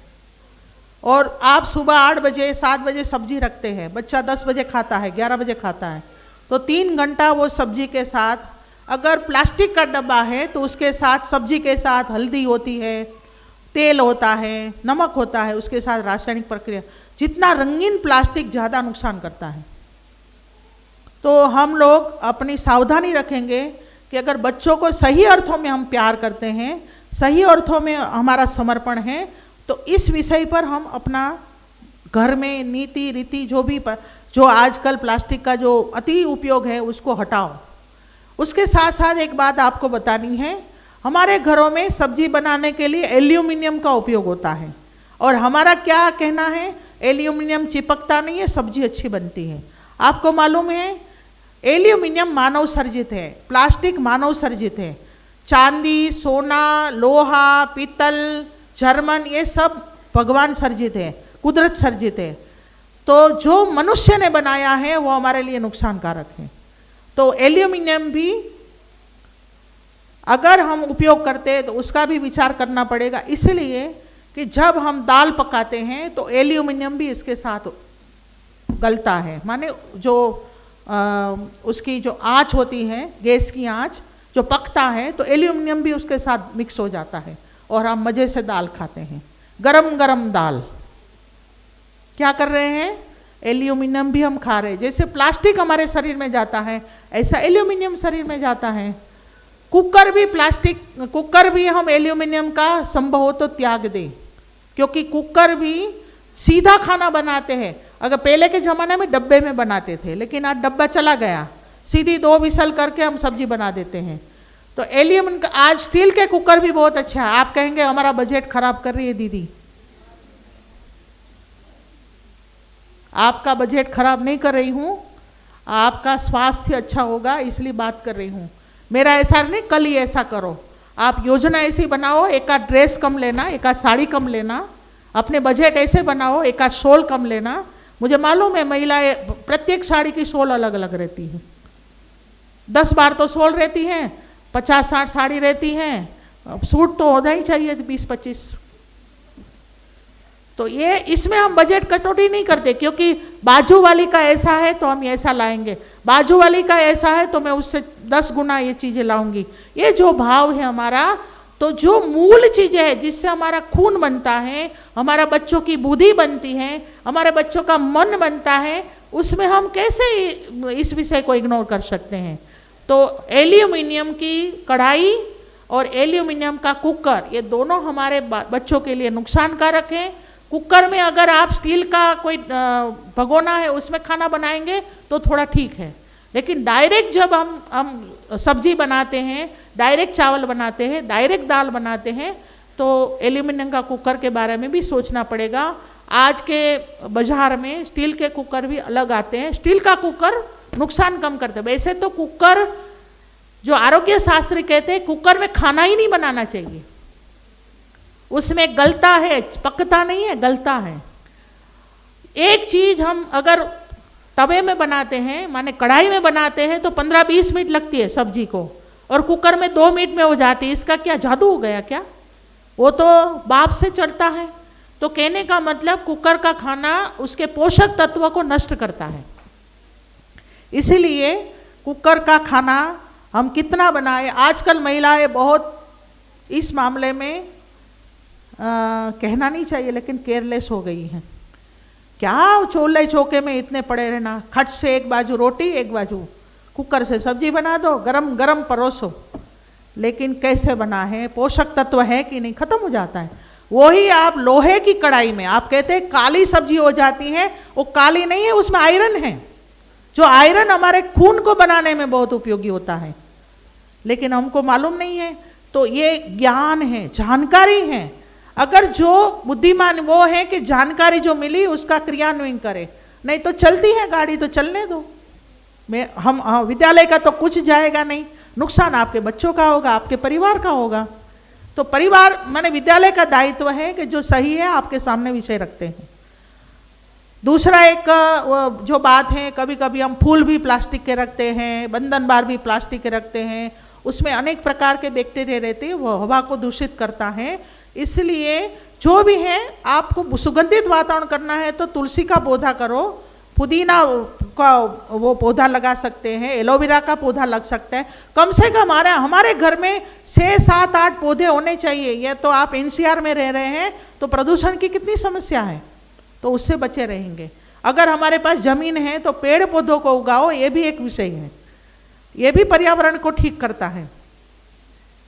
तो पर्यावरण को सुरक्षा करना हमारा दायित्व है। आज हमारी पृथ्वी गर्म हो रही है, ग्लेशियर्स इतने नीचे आ रहे हैं कि भविष्य में हिमालय भी खत्म हो जाएगा। जो आज बर्फ दिख रहा है वो पूरा, इतनी गर्मी बढ़ जाएगी कि जिसके कारण वो गंगा जी भी लुप्त हो सकती है, क्योंकि वो ग्लेशियर से बनती है गंगा जी। तो मेरा ऐसा कहना है कि हमने मनुष्य जीवन दिया है, तो मैं अपनी पृथ्वी के लिए, अपने पर्यावरण के लिए, पर्यावरण शुद्ध करने के लिए क्या कर सकती हूँ, मेरे बच्चों को क्या संस्कार दे सकती हूँ, उसके बारे में भी आज बहुत सोचने की जरूरत है। मुझे ऐसा लगता है कि एक तो ये भूमिका बहुत महत्वपूर्ण है, दूसरा अपना परिवार जो है, ये परिवार हमारा कैसे उसमें सुसंवादिता बढ़े, समझ बढ़े, साथ में रहने की वृत्ति। आज जेठानी देरानी के साथ रहना नहीं चाहती, देरानी जेठानी के, जल्दी अलग होना है। आपको मालूम है, जैसे आप अलग होंगे तो आपका बच्चा असुरक्षित हो जाएगा। और कामकाजी महिला है, जो काम करती है महिला, उसके बच्चे को कौन रखेगा? अगर सास नहीं रहेगी तो, ससुर नहीं रहेंगे, संयुक्त परिवार नहीं, तो बच्चा असुरक्षित हो जाएगा। तो भारत की एक पहचान है हमारी परिवार व्यवस्था। परिवार व्यवस्था हमारी सबसे मजबूत है। उसका एक उदाहरण मैं देती हूँ। 2 इतिहासकार मिले, फिर एक इतिहासकार ने कहा, आप सब जानते इतिहासकार को इतिहास मालूम है। एक इतिहासकार कहने, ये भारत में इतने वर्ष तक गुलाम रहा, अंग्रेजों का गुलाम रहा, मुगलों का गुलाम रहा, शक, हूण, अनेक प्रकार 1000 वर्ष तक हमारे देश में अलग अलग प्रकार की जातियों ने आकर्षण किया, माने एक प्रकार से गुलाम बनाया, हमारे देश पर आक्रमण किया। तो दूसरे इतिहासकार जब बोलते हैं कि कुछ लोगों ने मंदिर तोड़े, कुछ लोगों ने धर्म परिवर्तन कराया, कुछ लोगों ने ये किया, कुछ लोगों ने ये किया, तो ऐसी कौन सी बात है कि भारत टूटा नहीं? भारत आज भी खड़ा है। तो एक इतिहासकार जो सामने वाला जवाब देता है कि भारत इसलिए नहीं टूटा कि उसकी परिवार व्यवस्था ठीक रही, उसकी परिवार व्यवस्था मजबूत रही, उसकी परिवार व्यवस्था को कोई तोड़ नहीं सका। लेकिन अंत में मैं इतना ही कहना चाहती हूँ, आज हमारे देश में परिवार तोड़ने के षड्यंत्र चल रहे हैं, अंतर्राष्ट्रीय षड्यंत्र, कि भारत को तोड़ना है तो परिवार व्यवस्था तोड़ो, इसलिए ऐसे विज्ञापन दो कि बच्चा अपने माँ से अलग ही रहे। आज सभी बच्चे हॉस्टल में पढ़ते हैं, हॉस्टल पढ़ने के बाद नौकरी करेंगे, माता पिता अकेले हो जाएंगे। पहले के ज़माने में हम क्या कहते थे, माता पिता की बुढ़ापे की कौन सेवा करेगा? अपना बच्चा करेगा। लेकिन बच्चा तो दूर है, 300 किलोमीटर 500 किलोमीटर, अरे विदेश भी चला जाता है, फिर माता पिता की कौन सेवा करेगा? तो भारत की एक परंपरा रही है कि माता पिता जब वृद्ध हो जाते हैं तो बालक बालिका उनकी चिंता करते हैं। अगर ऐसा बालक आपको बनाना है तो आपको अपने बच्चे के साथ भारतीय परंपरा का जो भारतीय दृष्टिकोण है उसके आधार पर उसकी परवरिश करनी पड़ेगी, उसको जोड़ना रखना पड़ेगा, भावात्मक रूप से एक करना पड़ेगा। जितनी आप स्वतंत्रता देंगे वैसे वैसे वैसे धीरे धीरे वो अलग होता जाएगा और हम अकेले रह जाएंगे। और आप सब जानते ही हैं कि आज हम वृद्धाश्रम देख रहे हैं। वृद्धाश्रम किसकी पैदाश है? हमारे देश की कभी पैदाश नहीं रही। गांव का कोई एक व्यक्ति अपनी माँ को कभी वृद्धाश्रम में नहीं डालेगा। जो भी वृद्धाश्रम में है वो बहुत बड़े बड़े IPS, IAS, बहुत बड़े बड़े अधिकारियों की माँ बाप है। इसका मतलब लाखों करोड़ों रुपया सैलरी है, माँ बाप वृद्धाश्रम में रहते हैं, उनके पास समय नहीं है। तो ऐसा समाज हम नहीं चाहते हैं, और अगर ऐसा होगा तो भारत टूटेगा। भारत को एक रखना है। हम लोग देशभक्ति की बात करते हैं तो देशभक्ति तो यही है। देशभक्ति क्या होती है? बॉर्डर पर जाकर बंदूक लेकर शूट करना देशभक्ति नहीं है। देशभक्ति होती है अपने बेटे बेटियों को देशभक्ति के संस्कार दो, अपने बेटे बेटियों को स्वदेशी चीज़ों का आग्रह रखो, अपने बेटे बेटी योग और आयुर्वेद को अपनाए, अपने बेटे बेटी इस देश की जो समाज व्यवस्था है, देश की चुनौतियां हैं, उसका सामना कैसे कर सके उसकी शिक्षा दो। न को वो पला बड़ा, माँ ने इतना समर्पण भाव से उनको बड़ा किया और विदेश में नौकरी करके अपना गुजारा करें। ये तो हमारा भारत का कभी संस्कृति रही नहीं है। तो आज भी हमारे परिवारों में हम अपनी संस्कृति को टिकाए रखना है तो अपनी नई पीढ़ी को भी ये सब सिखाइए। तो भाषा, भूषा, भजन, भवन, भ्रमण और भोजन, ये 6 भ हैं। ये 6 भ में हम अपने बच्चों के साथ कैसे परवरिश करेंगे उसके बारे में हमको सोचना होगा। और सभी दृष्टि से एक जागरूक माता के नाते भारतीय दृष्टिकोण विज्ञान आधारित है, उसको समझना होगा। और आधुनिकता की जो चकाचौंध है उनको भी समझना पड़ेगा। ऐसा नहीं है कि उसको मत समझो। हमारे देश में आधुनिक होना बिल्कुल गलत बात नहीं है। आज से 50 साल पहले एक महिला कभी ये सलवार कुर्ता वगैरह पहनती थी, साड़ियाँ पहनती थी। आज सलवार कुर्ता पहन रही तो आधुनिक युग आ गया, कंफर्टेबल है, अच्छा है, मैं भी पहनती हूँ, तो उसमें कोई दिक्कत नहीं है। आधुनिक होना दिक्कत ही नहीं है, लेकिन ये अपनी परंपराओं से हम कट जाएंगे तब गड़बड़ होगी। जब अंग्रेज व्यवस्था, अंग्रेजों ने हमको गुलाम बनाया तो मैकोले करके एक शिक्षाविद था जो हमारे देश में अंग्रेजी शिक्षा पद्धति लाया। उन्होंने इंग्लैंड में अपने संसद में कहा था कि भारत में मैं ऐसी व्यवस्था करके आया हूँ, हम फिर स्वतंत्रता हुई हमारी अंग्रेजों से, तो कि काले शरीर में अंग्रेज रहेंगे। मतलब भारतीय सामान्य रूप से इस प्रकार की उनकी चमड़ी जो रहती हैं बहुत काली नहीं रहती, लेकिन अंग्रेज से तो काली रहती हैं, तो काले शरीर में अंग्रेज रहेंगे। इस प्रकार की शिक्षा पद्धति अंग्रेजों ने यहाँ शुरू की और हम उससे प्रभावित होकर हम अपनी मूड धाराएं हैं उसको भूलकर जो अंग्रेजियत को हम स्वीकार कर रहे हैं। अंग्रेजी भाषा गलत नहीं है, लेकिन घर में तो मातृभाषा बोलनी चाहिए। तो इस विषय को भी आप समझें, इस विषय को भी हम अपनाएं, और इस विषय को मैं यहाँ जो जो बात रखी है आप उसको सामान्य रूप से नेट में सर्च करिएगा। एल्यूमिनियम के उपयोग माने खाना बनाने में एल्यूमिनियम का उपयोग करने में क्या क्या हानि है, मैं नहीं, आपको नेट बताएगा कौन से बर्तन में खाना बनाना चाहिए।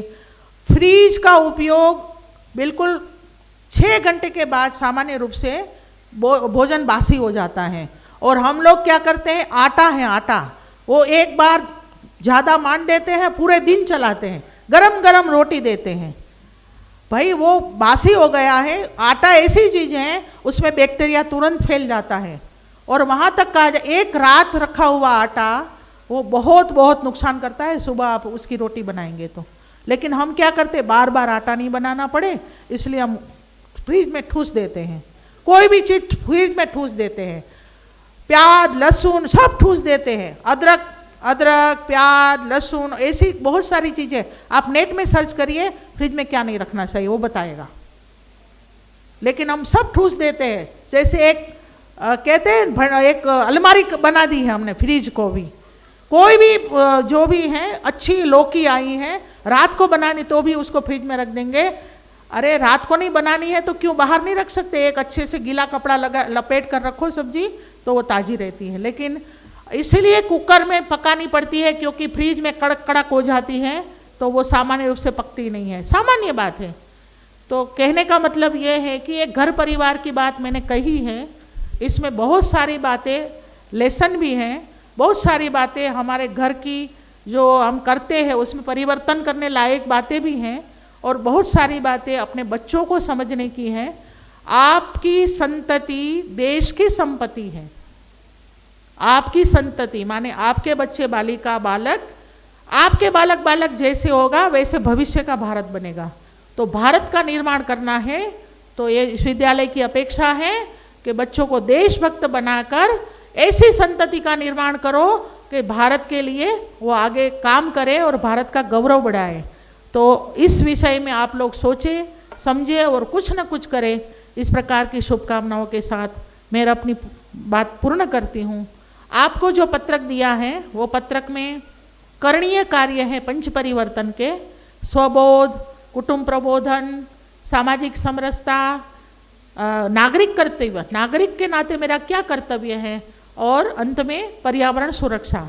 तो इस प्रकार के 5 विषय को लेकर आपको जो दिया है उसमें बहुत अच्छी अच्छी बातें हैं। आप घर में करिए तो मुझे लगता है कि आज का कार्यक्रम सार्थक होगा। विद्यालय ने इतनी मेहनत करके आपको बुलाया है, आप भी यहाँ अपनी अनुकूलता करके आए हैं, तो ज़रूर हम लोगों को लगता है कि समाज में परिवर्तन आएगा। समाज में परिवर्तन है तो देश भी परिवर्तन होगा, और भारतीय संस्कृति, भारतीय जीवन मूल्य, पारिवारिक जीवन मूल्यों के साथ हम फिर से एक बार वैश्विक स्तर पर मार्गदर्शन करेंगे, ऐसा मेरा विश्वास है। अस्तु। बहुत बहुत धन्यवाद दीदी। अब मैं प्रश्नोत्तरी सत्र के लिए डॉक्टर नीतू सिंह को आमंत्रित करती हूँ। दीदी का बहुत बहुत धन्यवाद। जिस तरह का प्रबोधन आज हम सभी को प्राप्त हुआ है, निश्चय ही हमारा ये पाथेय बनेगा, और ऐसी बहुत सारी बातें जो हम प्रतिदिन करते तो हैं लेकिन इतना ध्यान नहीं देते। जैसे दीदी ने ये कहा कि आटा गूंथ के अगर रख देंगे तो फिर वो 6 घंटे बाद खराब हो जाएगा, और मुझे लगता है कि शायद आज जो सीख मंच से मिल रही है, कभी कभी हम भी ऐसा ही कर लेते हैं। तो आज बहुत कुछ हमें अपने दैनिक रूटीन से जो बातें हैं वो सीखने को मिली हैं, और पूरा अगर हम नहीं भी कर पाए तो जितना कर सकते हैं वो हमारे लिए प्रेरणादायी भी होगा, हमारे बच्चों के लिए, परिवार के लिए हितकारी भी होगा। तो बहुत अच्छा प्रबोधन दीदी आपका रहा, और आप लोग बैठे हैं, बहुत अच्छा लग रहा है, बहुत गर्व का विषय है। आपकी उपस्थिति, आपका उत्साह हम सभी के लिए प्रेरणादायी है कि समाज में एक नए परिवर्तन की जो बात हो रही है दीदी के द्वारा, वो निश्चय ही आने वाले समय में देखने को भी मिलेगा। तो चलिए, दीदी के प्रबोधन के बाद कुछ शुरू करते हैं और ये मंच से पूछे गए प्रश्न होंगे आप माताओं से, बहनों से जो यहाँ आप उपस्थित हैं, और हम सबके बीच से ही प्रश्न हैं, ऐसे बहुत कठिन प्रश्न नहीं हैं, तो प्रश्नों का आप उत्तर देंगी। जैसे आपने देखा होगा कि कोई अंताक्षरी हो गई, किसी शब्द से शुरू हो गई, या कोई ऐसी हमारी पौराणिक बातें जिसे आप जानती हैं और हम प्रतिदिन उनका ध्यान, स्मरण आदि करते हैं। और आपने ये भी देखा होगा जैसे केबीसी में देखते हैं ना, प्रश्न पूछे जाते हैं और प्रश्नों के उत्तर। तो प्रश्न आपसे पूछे जाएंगे, आप हाथ ऊपर करेंगी कि आप तक माइक जो है वो इधर पहुंचा दी जाएगी और आप प्रश्न का उत्तर देंगी। तो चलिए एक उत्साह के साथ हम प्रश्नोत्तरी में प्रवेश करते हैं। तो पहला प्रश्न मेरी तरफ से, मिथिला नरेश की वीर पुत्री जिन्होंने स्वयं के द्वारा अपने पति का चयन किया और जिन्हें भारत में महिलाओं का आदर्श माना जाता है, बताइए कौन है वो? माता सीता। माता सीता, बहुत सुंदर जवाब। माता सीता, बहनों के लिए जोरदार तालियां। दीदी जिन्होंने बताया, आप नाम बता देंगी? नाम संतोष कुमारी। लिख लीजिएगा दीदी। ठीक है, बहुत सुंदर। हमारे मध्य बैठी हुई जो माताएं बहनें हैं वो सिर्फ घर के काम ही नहीं करती, हम अपने अध्ययन और अध्यापन को आज भी सुचारू रूप से चला रहे हैं, ये देखने में आ रहा है। चलिए दूसरा प्रश्न है, दक्ष प्रजापति की कन्या जिसने पति प्राप्ति के लिए तप किया था और जिनका परिवार सृष्टि में आदर्श माना जाता है, वह कौन है? पार्वती। माता पार्वती। मैम देवी सती। देवी सती, ठीक है। माता सती जो है वो सही उत्तर है।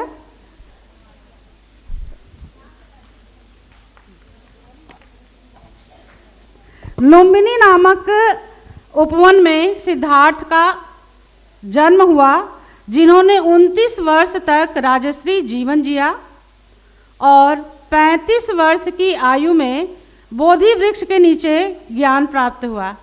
ऐसे गौतम बुद्ध की माता का नाम, बहुत सुंदर। पीछे पीछे दीदी हाथ ऊपर की हैं, एक बार माइक से पीछे, बिल्कुल पीछे। दीदी खड़े हो जाइए, बता दीजिए आप।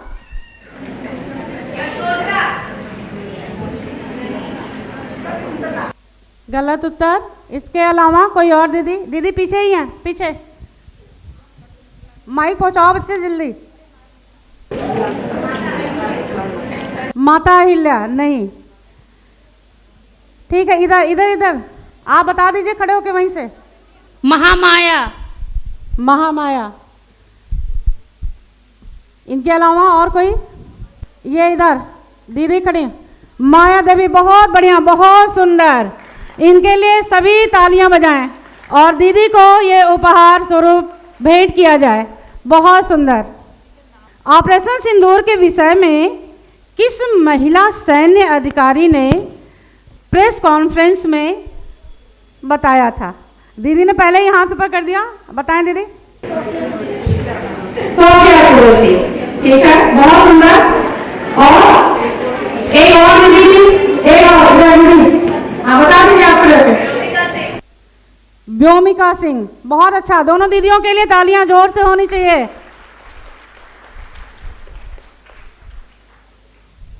साथ ही दोनों दीदियों को जो है वो उपहार स्वरूप भेंट करें।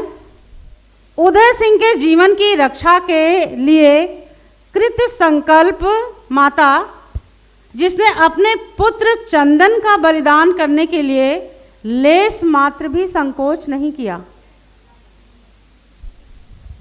पन्नाधाय माँ। पन्नाधाय, बहुत सुंदर उत्तर। सभी माताओं के लिए जोरदार तालियां। यह है जीवंत परिवेश और यह है हमारी माताएं जो हमारे भविष्य के निर्माण में अपना योगदान पूर्णतः दे रही हैं और निश्चित है कि एक अच्छे नागरिक इनके घरों में पल रहे होंगे, बढ़ रहे होंगे। बहुत सुंदर। 5 महाभूतों के नाम, इधर दीदी। महात्मा गांधी, लाला लाजपत राय, आज़ाद भगत सिंह और रानी लक्ष्मीबाई, सॉरी, और ठीक है, बहुत अच्छा दीदी, प्रयास आपने किया, बहुत अच्छा। दीदी आप बताएं।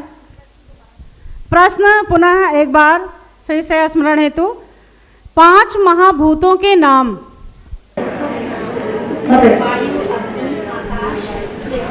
वे बहुत बढ़िया, बहुत सुंदर, जोरदार तालियां। भूमि, आकाश, वायु, अग्नि, नीर, जिनसे हमारे शरीर का निर्माण हुआ है, ये पंच तत्व कहे जाते हैं, 5 महाभूत। बहुत सुंदर। दीदी के लिए तालियां हो जाएं सभी की तरफ से। बहुत सुंदर। भारतीय पद्धति के आधार पर जन्मदिन मनाने के क्या क्या तरीके हो सकते हैं? ठीक है, पीछे दीदी आप बताएं, वहीं से बोल दीजिए। अगर जितने साल हमारा बच्चा हो जाए इतने दीपक जलाना और तिलक लगाना, हवन इत्यादि करना। बहुत सुंदर, बहुत अच्छा। आज के इस पाश्चात्य संस्कृति में हम कैसे अपना जन्म दिवस मनाते हैं, वो दीदी ने अभी बताया कि तिलक लगाना, जितने वर्ष के हो गए, दीपक जलाना, और इसके अलावा भी 2 दीदियां हम बताना चाहती हैं। बताइए। मैम, बच्चों को गरीबों में दान करवाएं, बच्चों के हाथों से गौशाला लेकर जाएं और अनाथाश्रम, वृद्धाश्रम। ठीक है, बहुत सुंदर, बहुत सुंदर। अपने जन्मदिन पे सिर्फ अपने एक कमरे तक और 4 लोगों के बीच में अनावश्यक चीज़ों को करने के बजाय अगर हम समाज में निकलें और अच्छा काम करें तो मुझे लगता है कि जन्म दिवस पे हमें और अच्छा। चलिए दीदी आप भी बता दें, बताएं। एक नया पौधा लगा सकते हैं पर्यावरण की दृष्टि से। बहुत अच्छा। सभी दीदियों के लिए भी तालियां जोर से बजनी चाहिए। जी जी, इसमें माता का भी जन्म होता है। दीदी ने बहुत अच्छी बात कही कि उस दिन बच्चे का जन्म दिवस तो हम मनाते ही हैं, उस दिन माता का भी जन्म होता है। तो एक माता के नाम पर भी वृक्ष या एक छोटा पौधा अपने घर में लगाना चाहिए। हमारी संस्कृति के तरफ ध्यान नहीं देना चाहिए। में पड़ा है दीप जलाना, मंदिर ले जाना। बहुत अच्छा। सभी दीदियों की तरफ से ये बहुत अच्छी बात है कि यहाँ बैठी हुई जो माताएं हैं वो पाश्चात्य संस्कृति को आप जानिए, लेकिन भारतीय संस्कृति की दृष्टि से हम किस तरह से अपना जन्म दिवस मनाते हैं, जो माताओं ने बताया, मुझे विश्वास है कि ऐसे ही हमारी अन्य माताएं भी अपने बच्चों का, अपना और परिवार के अन्य सदस्यों का जन्मदिन ऐसे ही मनाती होंगी। बहुत अच्छा, बहुत सुंदर। सभी के लिए एक बार फिर से तालियां। भारत की संस्कृति पवित्र नदियों से प्रसिद्ध है। कुछ नदियों के तट पर कुंभ मेला लगता है। वह स्थल कौन से हैं तथा नदियां कौन सी हैं? प्रयागराज है, उसमें गंगा, इलाहाबाद, जमुना, सरस्वती। इलाहाबाद में प्रयागराज है, उसमें गंगा, जमुना, सरस्वती मिली हुई है उनको। मैंने प्रश्न ये पूछा कि कौन कौन सी नदियों के किनारे कौन कौन से मंदिर हैं, तो आपने ठीक है बताया। और कोई दीदी बैठिए मत। प्रयागराज में तो है राम जी का, भरद्वाज का, और वही जगह पर भरद्वाज का मंदिर है, आश्रम है, और चित्रकूट है भी वहीं पर, मंदाकिनी है। और ठीक है, बहुत सुंदर। दीदी के लिए तालियां बजाएं।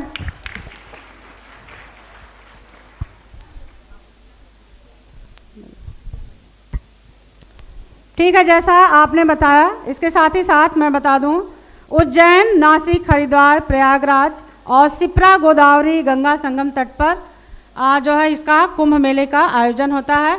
हाल ही में अभी प्रयागराज में ये महाकुंभ लगा था, आप सभी उससे परिचित हैं। ये हमारी संस्कृति, ये हमारी परंपराएं हैं।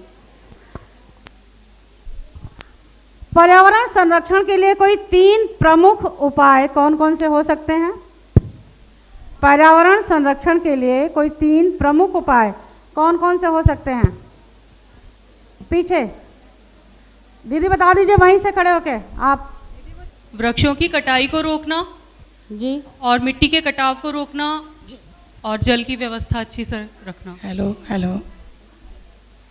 ठीक है, और कोई दीदी देना चाह रही है प्रश्न का उत्तर? मैम जी बताएं। मैम, प्लास्टिक के उपयोगों का कम करना और पेड़ पौधे लगाना। ठीक है दीदी, बहुत सुंदर, बहुत बढ़िया। पर्यावरण संरक्षण के लिए पेड़ लगाना और पॉलीथीन का उपयोग नहीं करना, और साथ ही अपने घरों से भी हम इसके बारे में बहुत अच्छा प्रयास कर सकते हैं। जैसे हमारे पास जितने भी आप देखते हैं कंपोस्ट खाद हम अपने घर में बना सकते हैं और पौधों के लिए, तो इस तरह की चीज़ें भी हम अपने घर को किस तरह से पर्यावरण संरक्षित कर सकते हैं, शुरुआत हम वहीं से कर सकते हैं। बहुत बढ़िया, सभी के लिए तालियां एक बार फिर से।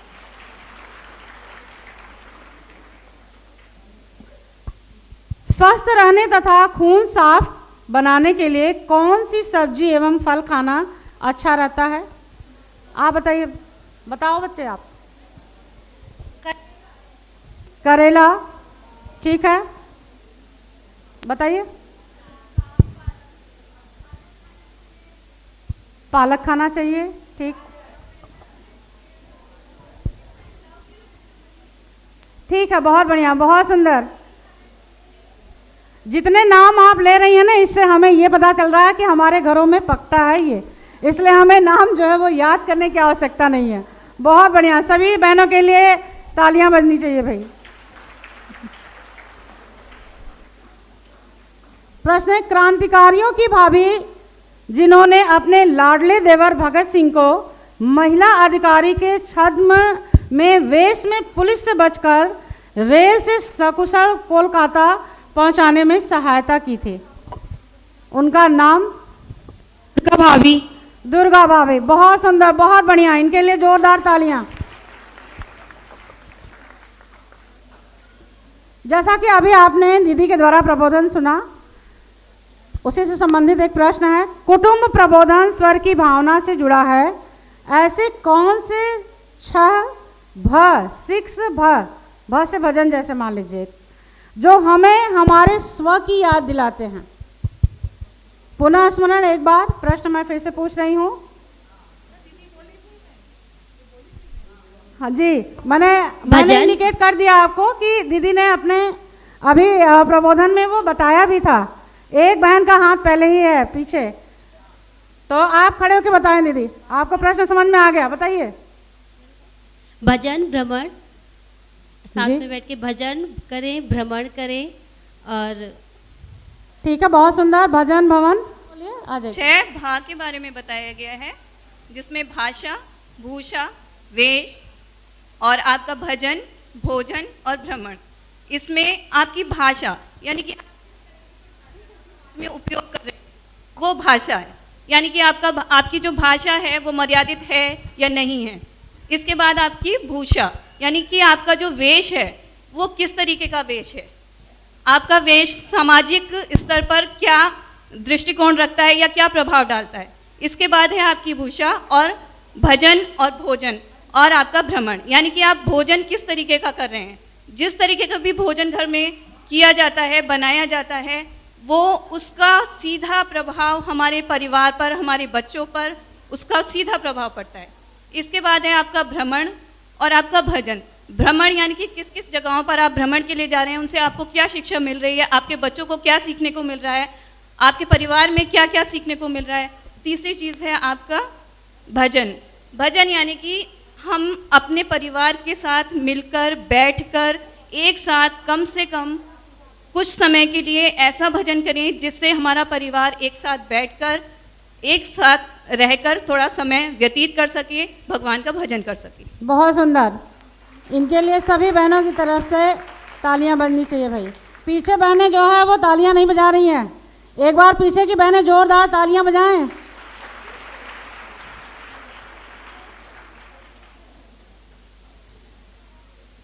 एक ऐसा स्थान जिसके बारे में ये कहा जाता है कि यह भगवान भोलेनाथ के त्रिशूल पर बसा हुआ शहर है।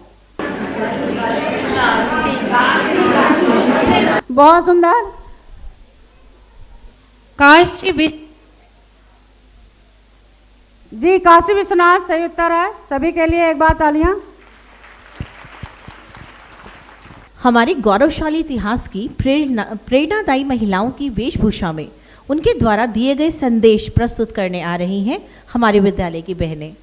नमस्कार, मैं रानी लक्ष्मीबाई। मैं अपनी झांसी किसी को नहीं दूंगी। मैं अपनी झांसी का आत्मसमर्पण नहीं होने दूंगी। मैदानों की जंग में लड़ना है, फिरंगी से नहीं डरना है। हम लड़ेंगे ताकि हमारी आने वाली पीढ़ियां अपनी आज़ादी का उत्सव मना सकें। मैं महादेवी वर्मा। मैं नीर भरे दुख की बदली, मेरा पग पग संगीत भरा, श्वास में सफपन पराग झरा, नव के नवरंग बनाते धुकुल, छाया का मालिन में पली। मैं क्षितिज प्रकुटी पर धुमली, चिंता का भार बनी अविरल, निज के कण पर जल बन बरसी, नव जीवन अंकुर बनने के। धन्यवाद। नमस्कार, मैं जीजाबाई। शिवा, राजा बनने के लिए तलवार चलाना ही काफ़ी नहीं है, न्याय, धर्म और प्रजा का प्रेम भी चाहिए। सत्ता हासिल करना आसान है, लेकिन प्रजा का दिल जीतना उतना ही कठिन कार्य है।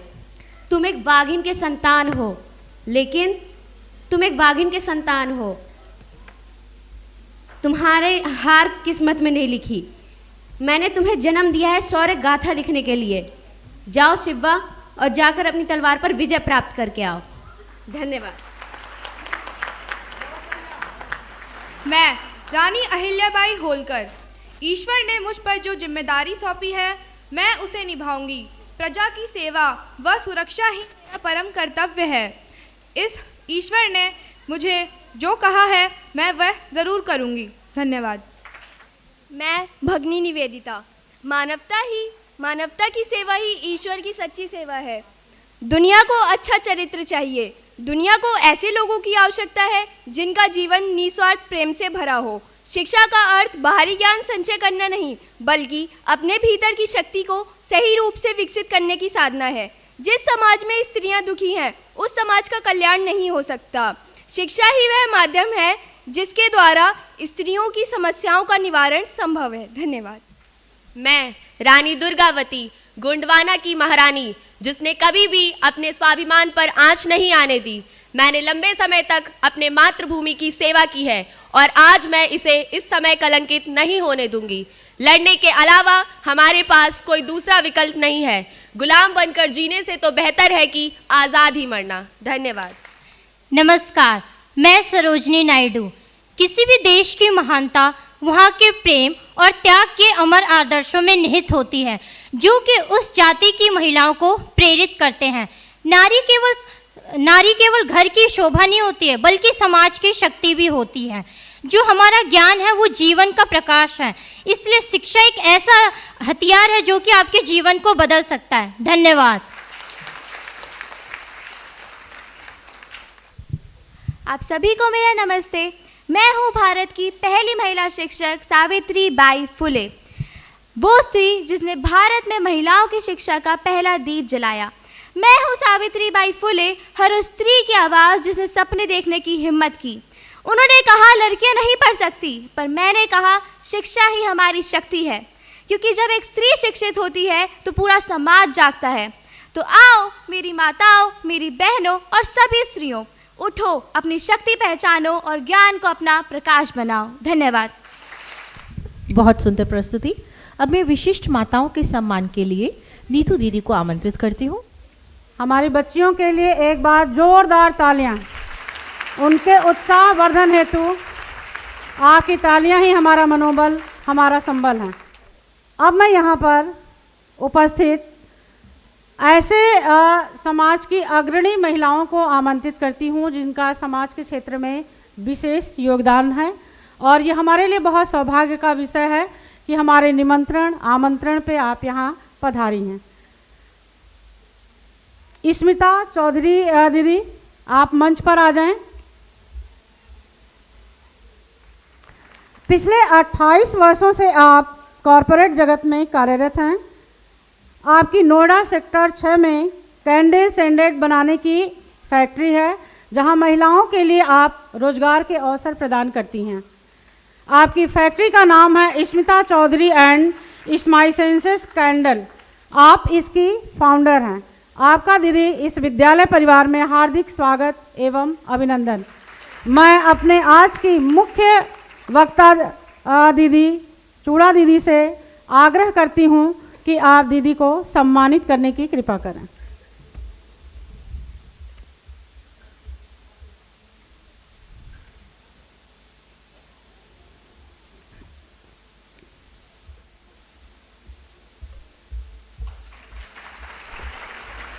यहाँ पर आपका आगमन निश्चय ही हमारे भविष्य के लिए, हमारी बहनों के लिए प्रेरणादायी होगा और समय समय पर आपका आगमन होता रहे, आपका संरक्षण हमें प्राप्त होता रहे, ऐसी आपसे अपेक्षा।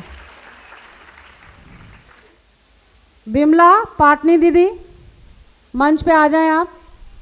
आप joint women's programme and project की प्रमुख हैं। पिछले 15 वर्षों से आप नोएडा में महिलाओं और बच्चों के विकास के लिए कार्य कर रही हैं।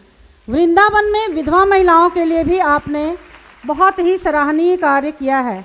साथ ही किशोरी लड़कियों से संबंधित जितने भी मुद्दे होते हैं उसमें आप बढ़ चढ़कर भाग लेती हैं और आप महिलाओं के लिए सिलाई एवं कंप्यूटर प्रशिक्षण के अवसर भी प्रदान करती हैं। निश्चय ही विद्यालय की बहनों को भी इसका लाभ आगे दीदी के द्वारा मिलेगा। आपका बहुत बहुत सम्मान, आपका बहुत बहुत अभिनंदन दीदी। आज के अध्यक्षा दीदी प्रीति दीदी से निवेदन कि आप सम्मानित करने की कृपा करें।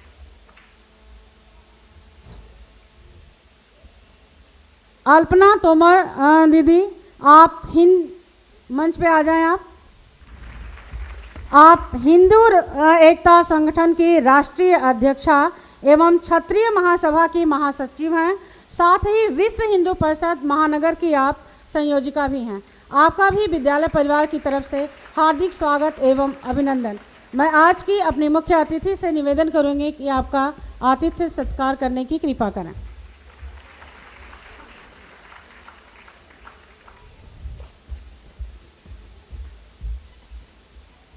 श्रीमती राज शर्मा दीदी मंच पर आ जाएं आप। भूतपूर्व प्रधानाचार्य बालिका विद्या मंदिर नोएडा और हमारे विद्यालय की वरिष्ठ आचार्य और मातृत्व की जो ममता की छांव होती है, इनके इस छाया में हम सभी पले हैं।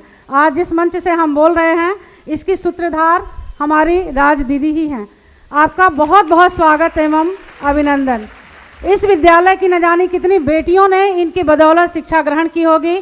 देश और विदेश से फाइनेंस की स्थिति आपके द्वारा हमेशा विद्यालय को की जाती रही है। आपका बहुत बहुत आभार, आपका बहुत बहुत स्वागत अभिनंदन। आपका आगमन ऐसे ही होता रहे।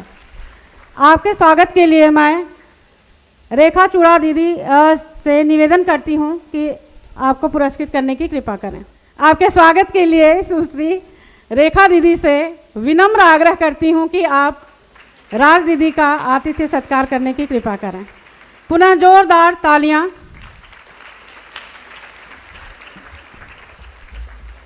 हमारी मैनेजमेंट से आई हुई दीदी प्रतिमा दीदी मंच पे आ जाएं। आप जो विद्यालय प्रबंध समिति है उसमें आप सदस्य हैं और आपकी अपनी कंपनी है और जो सीए की तैयारी करते हैं बच्चे, आप वो तैयारी कराती हैं। आपका भी बहुत बहुत स्वागत एवं अभिनंदन।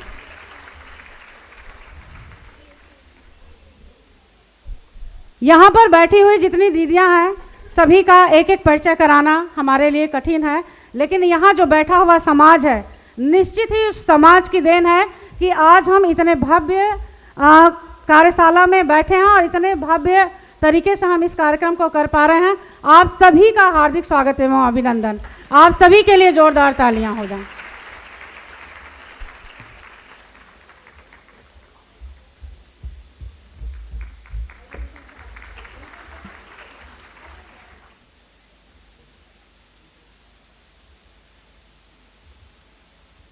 एक और परिचय, श्रीमती नीता तिवारी जी। अनुभव कथन के लिए मैं आपको मंच पर आमंत्रित करती हूँ। आप एक शिक्षिका हैं और समाज में विशिष्ट योगदान अपना दे रही हैं। ऐसे गरीब बच्चों को जिनको बहुत कम पैसे में शिक्षा मुहैया करानी हो, वो दीदी के तरफ से प्रयासरत रहती हैं हमेशा। और यहाँ सप्तशती प्रोग्राम में सबसे पहले मैं रेखा मैम का हार्दिक दिल से स्वागत करती हूँ। सभी टीचर्स, माताओं और बहनों का सभी का स्वागत एवं नमस्कार। और रेखा मैम ने इतनी अच्छी बात बताई बालिकाओं की शिक्षा से लेकर के, और उनके खान पान, रहन सहन, सारी व्यवस्था उन्होंने बहुत अच्छे तरीके से बताई, जो कि हमारे बच्चों में कमियां हैं वो हम देख सकें और उनको आगे बढ़ा सकें, उनका जीवन अग्रसर बना सकें। और मैम ने ये भी बताया कि बच्चे जैसे किशोरावस्था में जैसे कहना नहीं मानते हैं, तो उसके लिए बहुत ही ज़्यादा ज़रूरी है, माताओं को बच्चों का ध्यान देना बहुत ही ज़्यादा ज़रूरी है। यही एक उम्र है जो बच्चे हमारे भटक जाते हैं और उनको सही दिशा नहीं मिल पाती है और वो गलत रास्ते पे चले जाते हैं। और मोबाइल वगैरह जो भी मैम ने बताए, सारे ही जितने भी उन्होंने बातें बताई बहुत सरल रूप में, सारी ही बातों पर आप लोग ध्यान दीजिए, अपने बच्चों का जीवन अच्छा बनाइए। Thank you. अब मैं अध्यक्षीय उद्बोधन के लिए श्रीमती प्रीति दादू जी को आमंत्रित करती हूँ। सम्मानित मंच और अति सम्मानित सभागार, सभी को मेरा नमन, अभिनंदन। मुझे धन्यवाद प्रस्ताव के लिए बुलाया गया है।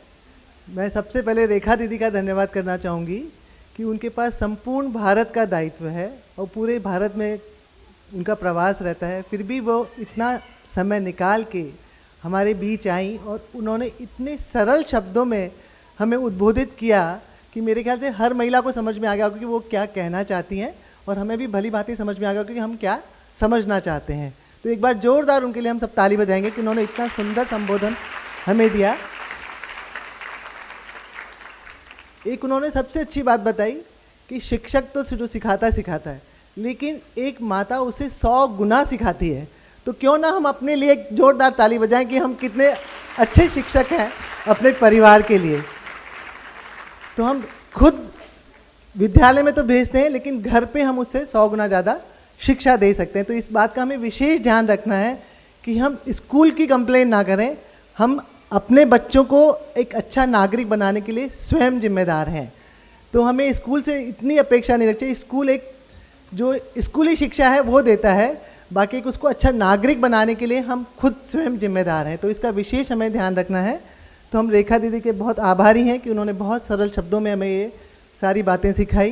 कुटुंब प्रबोधन क्या है, पर्यावरण की हम रक्षा कैसे कर सकते हैं, तो वो सबका हमें विशेष ध्यान रखना है।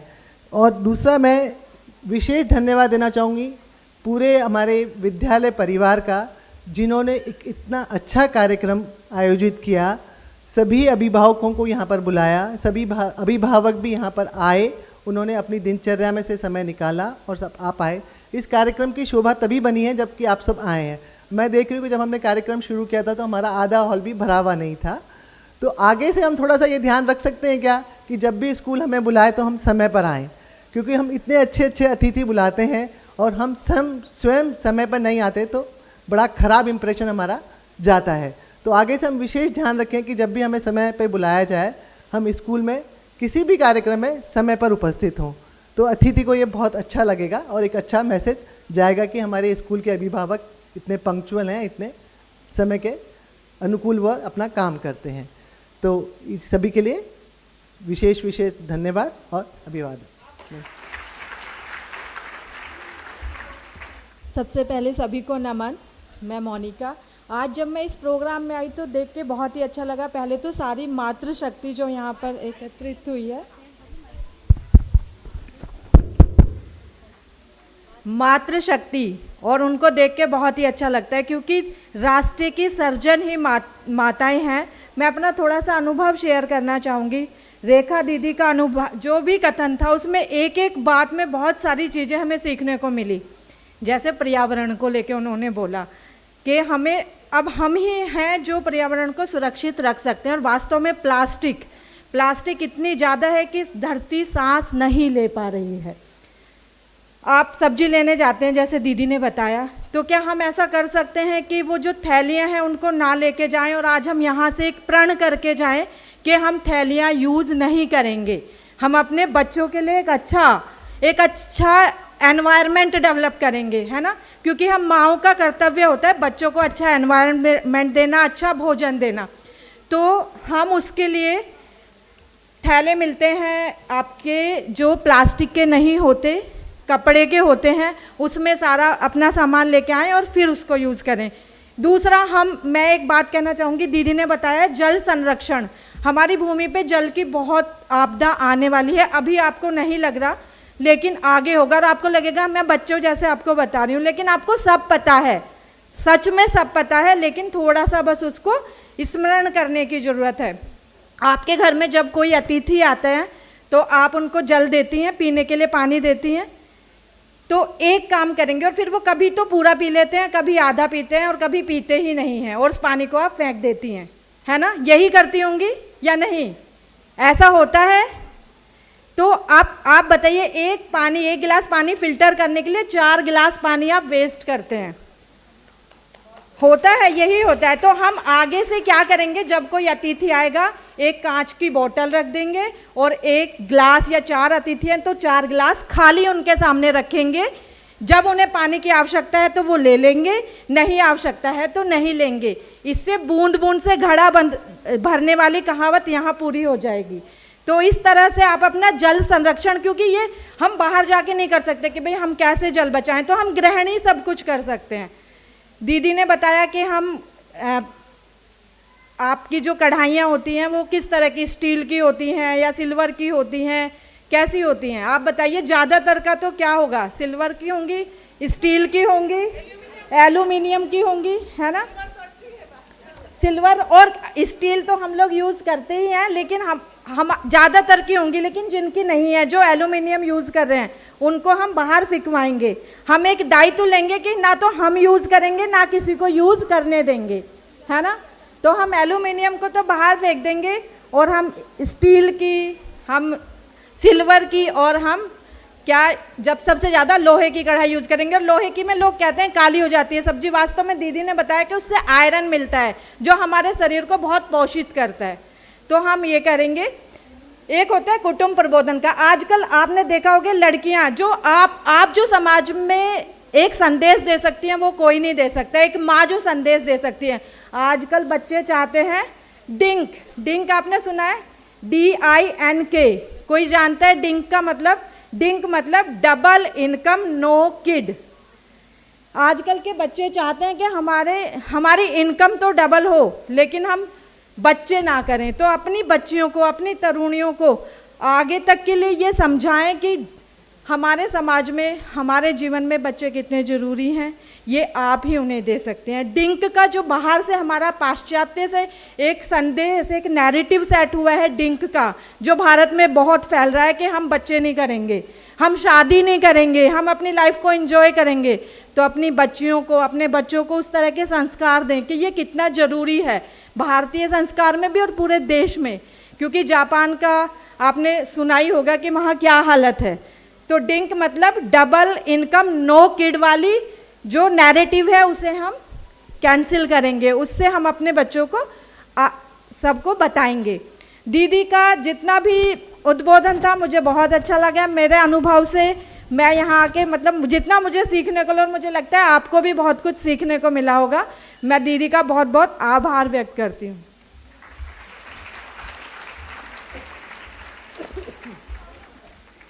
मैं आप लोगों से एक बात और कहना चाहती हूँ कि आज के युग में सबसे पहला तो कि जब हम बच्चियों को बड़ा करते हैं तो उन्हें घर का काम जरूर सिखाएं। जैसे दीदी ने भी बोला था कि हम उनको कुछ भी नहीं करने देते हैं कि भाई तुम पढ़ाई करो खाली, तो ऐसा नहीं है। घर का काम सीखना भी उतना ही आवश्यक है, हम चाहे किसी भी स्तर पर पहुंच जाएं। आज मैं भी चार्टर्ड अकाउंटेंट हूं, अपना व्यवसाय करती हूं, लेकिन आज भी सुबह शाम खाना मैं स्वयं पकाती हूं। ठीक है, घर में हेल्पर होते हैं, वो आपकी हेल्प कर देंगे, लेकिन आप जब स्वयं खाना बनाएंगे तो आपके अपने गुण उसमें मिक्स होते हैं। एक जो नौकर खाना बनाता है तो वो नौकर की तरह करता है उसको, उसमें उसकी कोई आत्मीयता नहीं जाती है, तो वो खाना इतना मतलब शरीर के लिए अच्छा नहीं होता है। तो यदि हम स्वयं खाना बनाएंगे तो स्वयं खाना बनाना कब आएगा? जब बच्चियां शुरू बचपन से ही काम करेंगी। तो बच्चियों को घर का काम करना भी आना चाहिए। तो साथ में ऐसा होता है कि कई बार हम लड़के होते हैं, दोनों लड़के ही हैं, तो घर का काम कौन करेगा, तो हम नहीं सिखाते हैं। तो लड़कों को भी घर का काम करना उतना ही आवश्यक है कि जब हम स्त्रियां भी काम करने निकलें, कई बार काम करना इतना आवश्यक हो गया कि हम ऑफिस से टाइम से नहीं आ सकते हैं, घर में पुरुष हैं तो उनको भी काम करना आना चाहिए। तो पुरुष भी बराबर से भागीदार बने।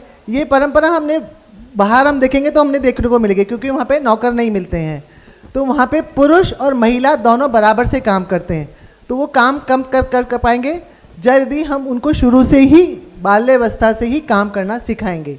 तो जब एक बच्चा एक 10 साल का 9-10 साल का बच्चा होता है तो वो घर का काम करना सीख सकता है। तो हम उसको उसी उम्र से आदत डालें।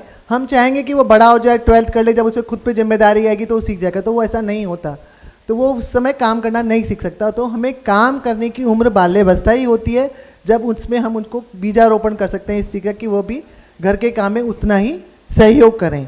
एक माता के साथ हमेशा बच्चियों को सहयोग करना चाहिए। माता खाना बनाए, बच्ची साथ में सब्जी काट सकती है, बर्तन धो सकती है, तो इस तरह के छोटे छोटे सहयोग हम उनसे शुरू से ही लेना शुरू कर दें। ये मैं एक बात कहना चाहती, तो आप इस बात का विशेष ध्यान रखिए। सप्त शक्ति संगम के संकल्प हेतु मैं पूनम माथुर जी को मंच पर आमंत्रित करती हूँ। संकल्प के लिए सभी बहनें खड़ी हो जाएंगी और अपना सीधा हाथ सामने की तरफ। मैं सृजन करता हूँ, मैं अपने प्रति एवं भारतीय संस्कृति के प्रति गौरव का भाव रखूंगी। मैं कुल परंपरा सिखाऊंगी, मितव्ययता के साथ घर चलाऊंगी, पर्यावरण हितैषी जीवन शैली अपनाऊंगी, भारत के नागरिक कर्तव्यों का पालन करूंगी, परिवार, समाज, राष्ट्र तथा विश्व कल्याण के लिए कार्य करूंगी। मैं अपनी सप्त शक्ति का जागरण करने के लिए संकल्पित हूँ। भारत माता की जय।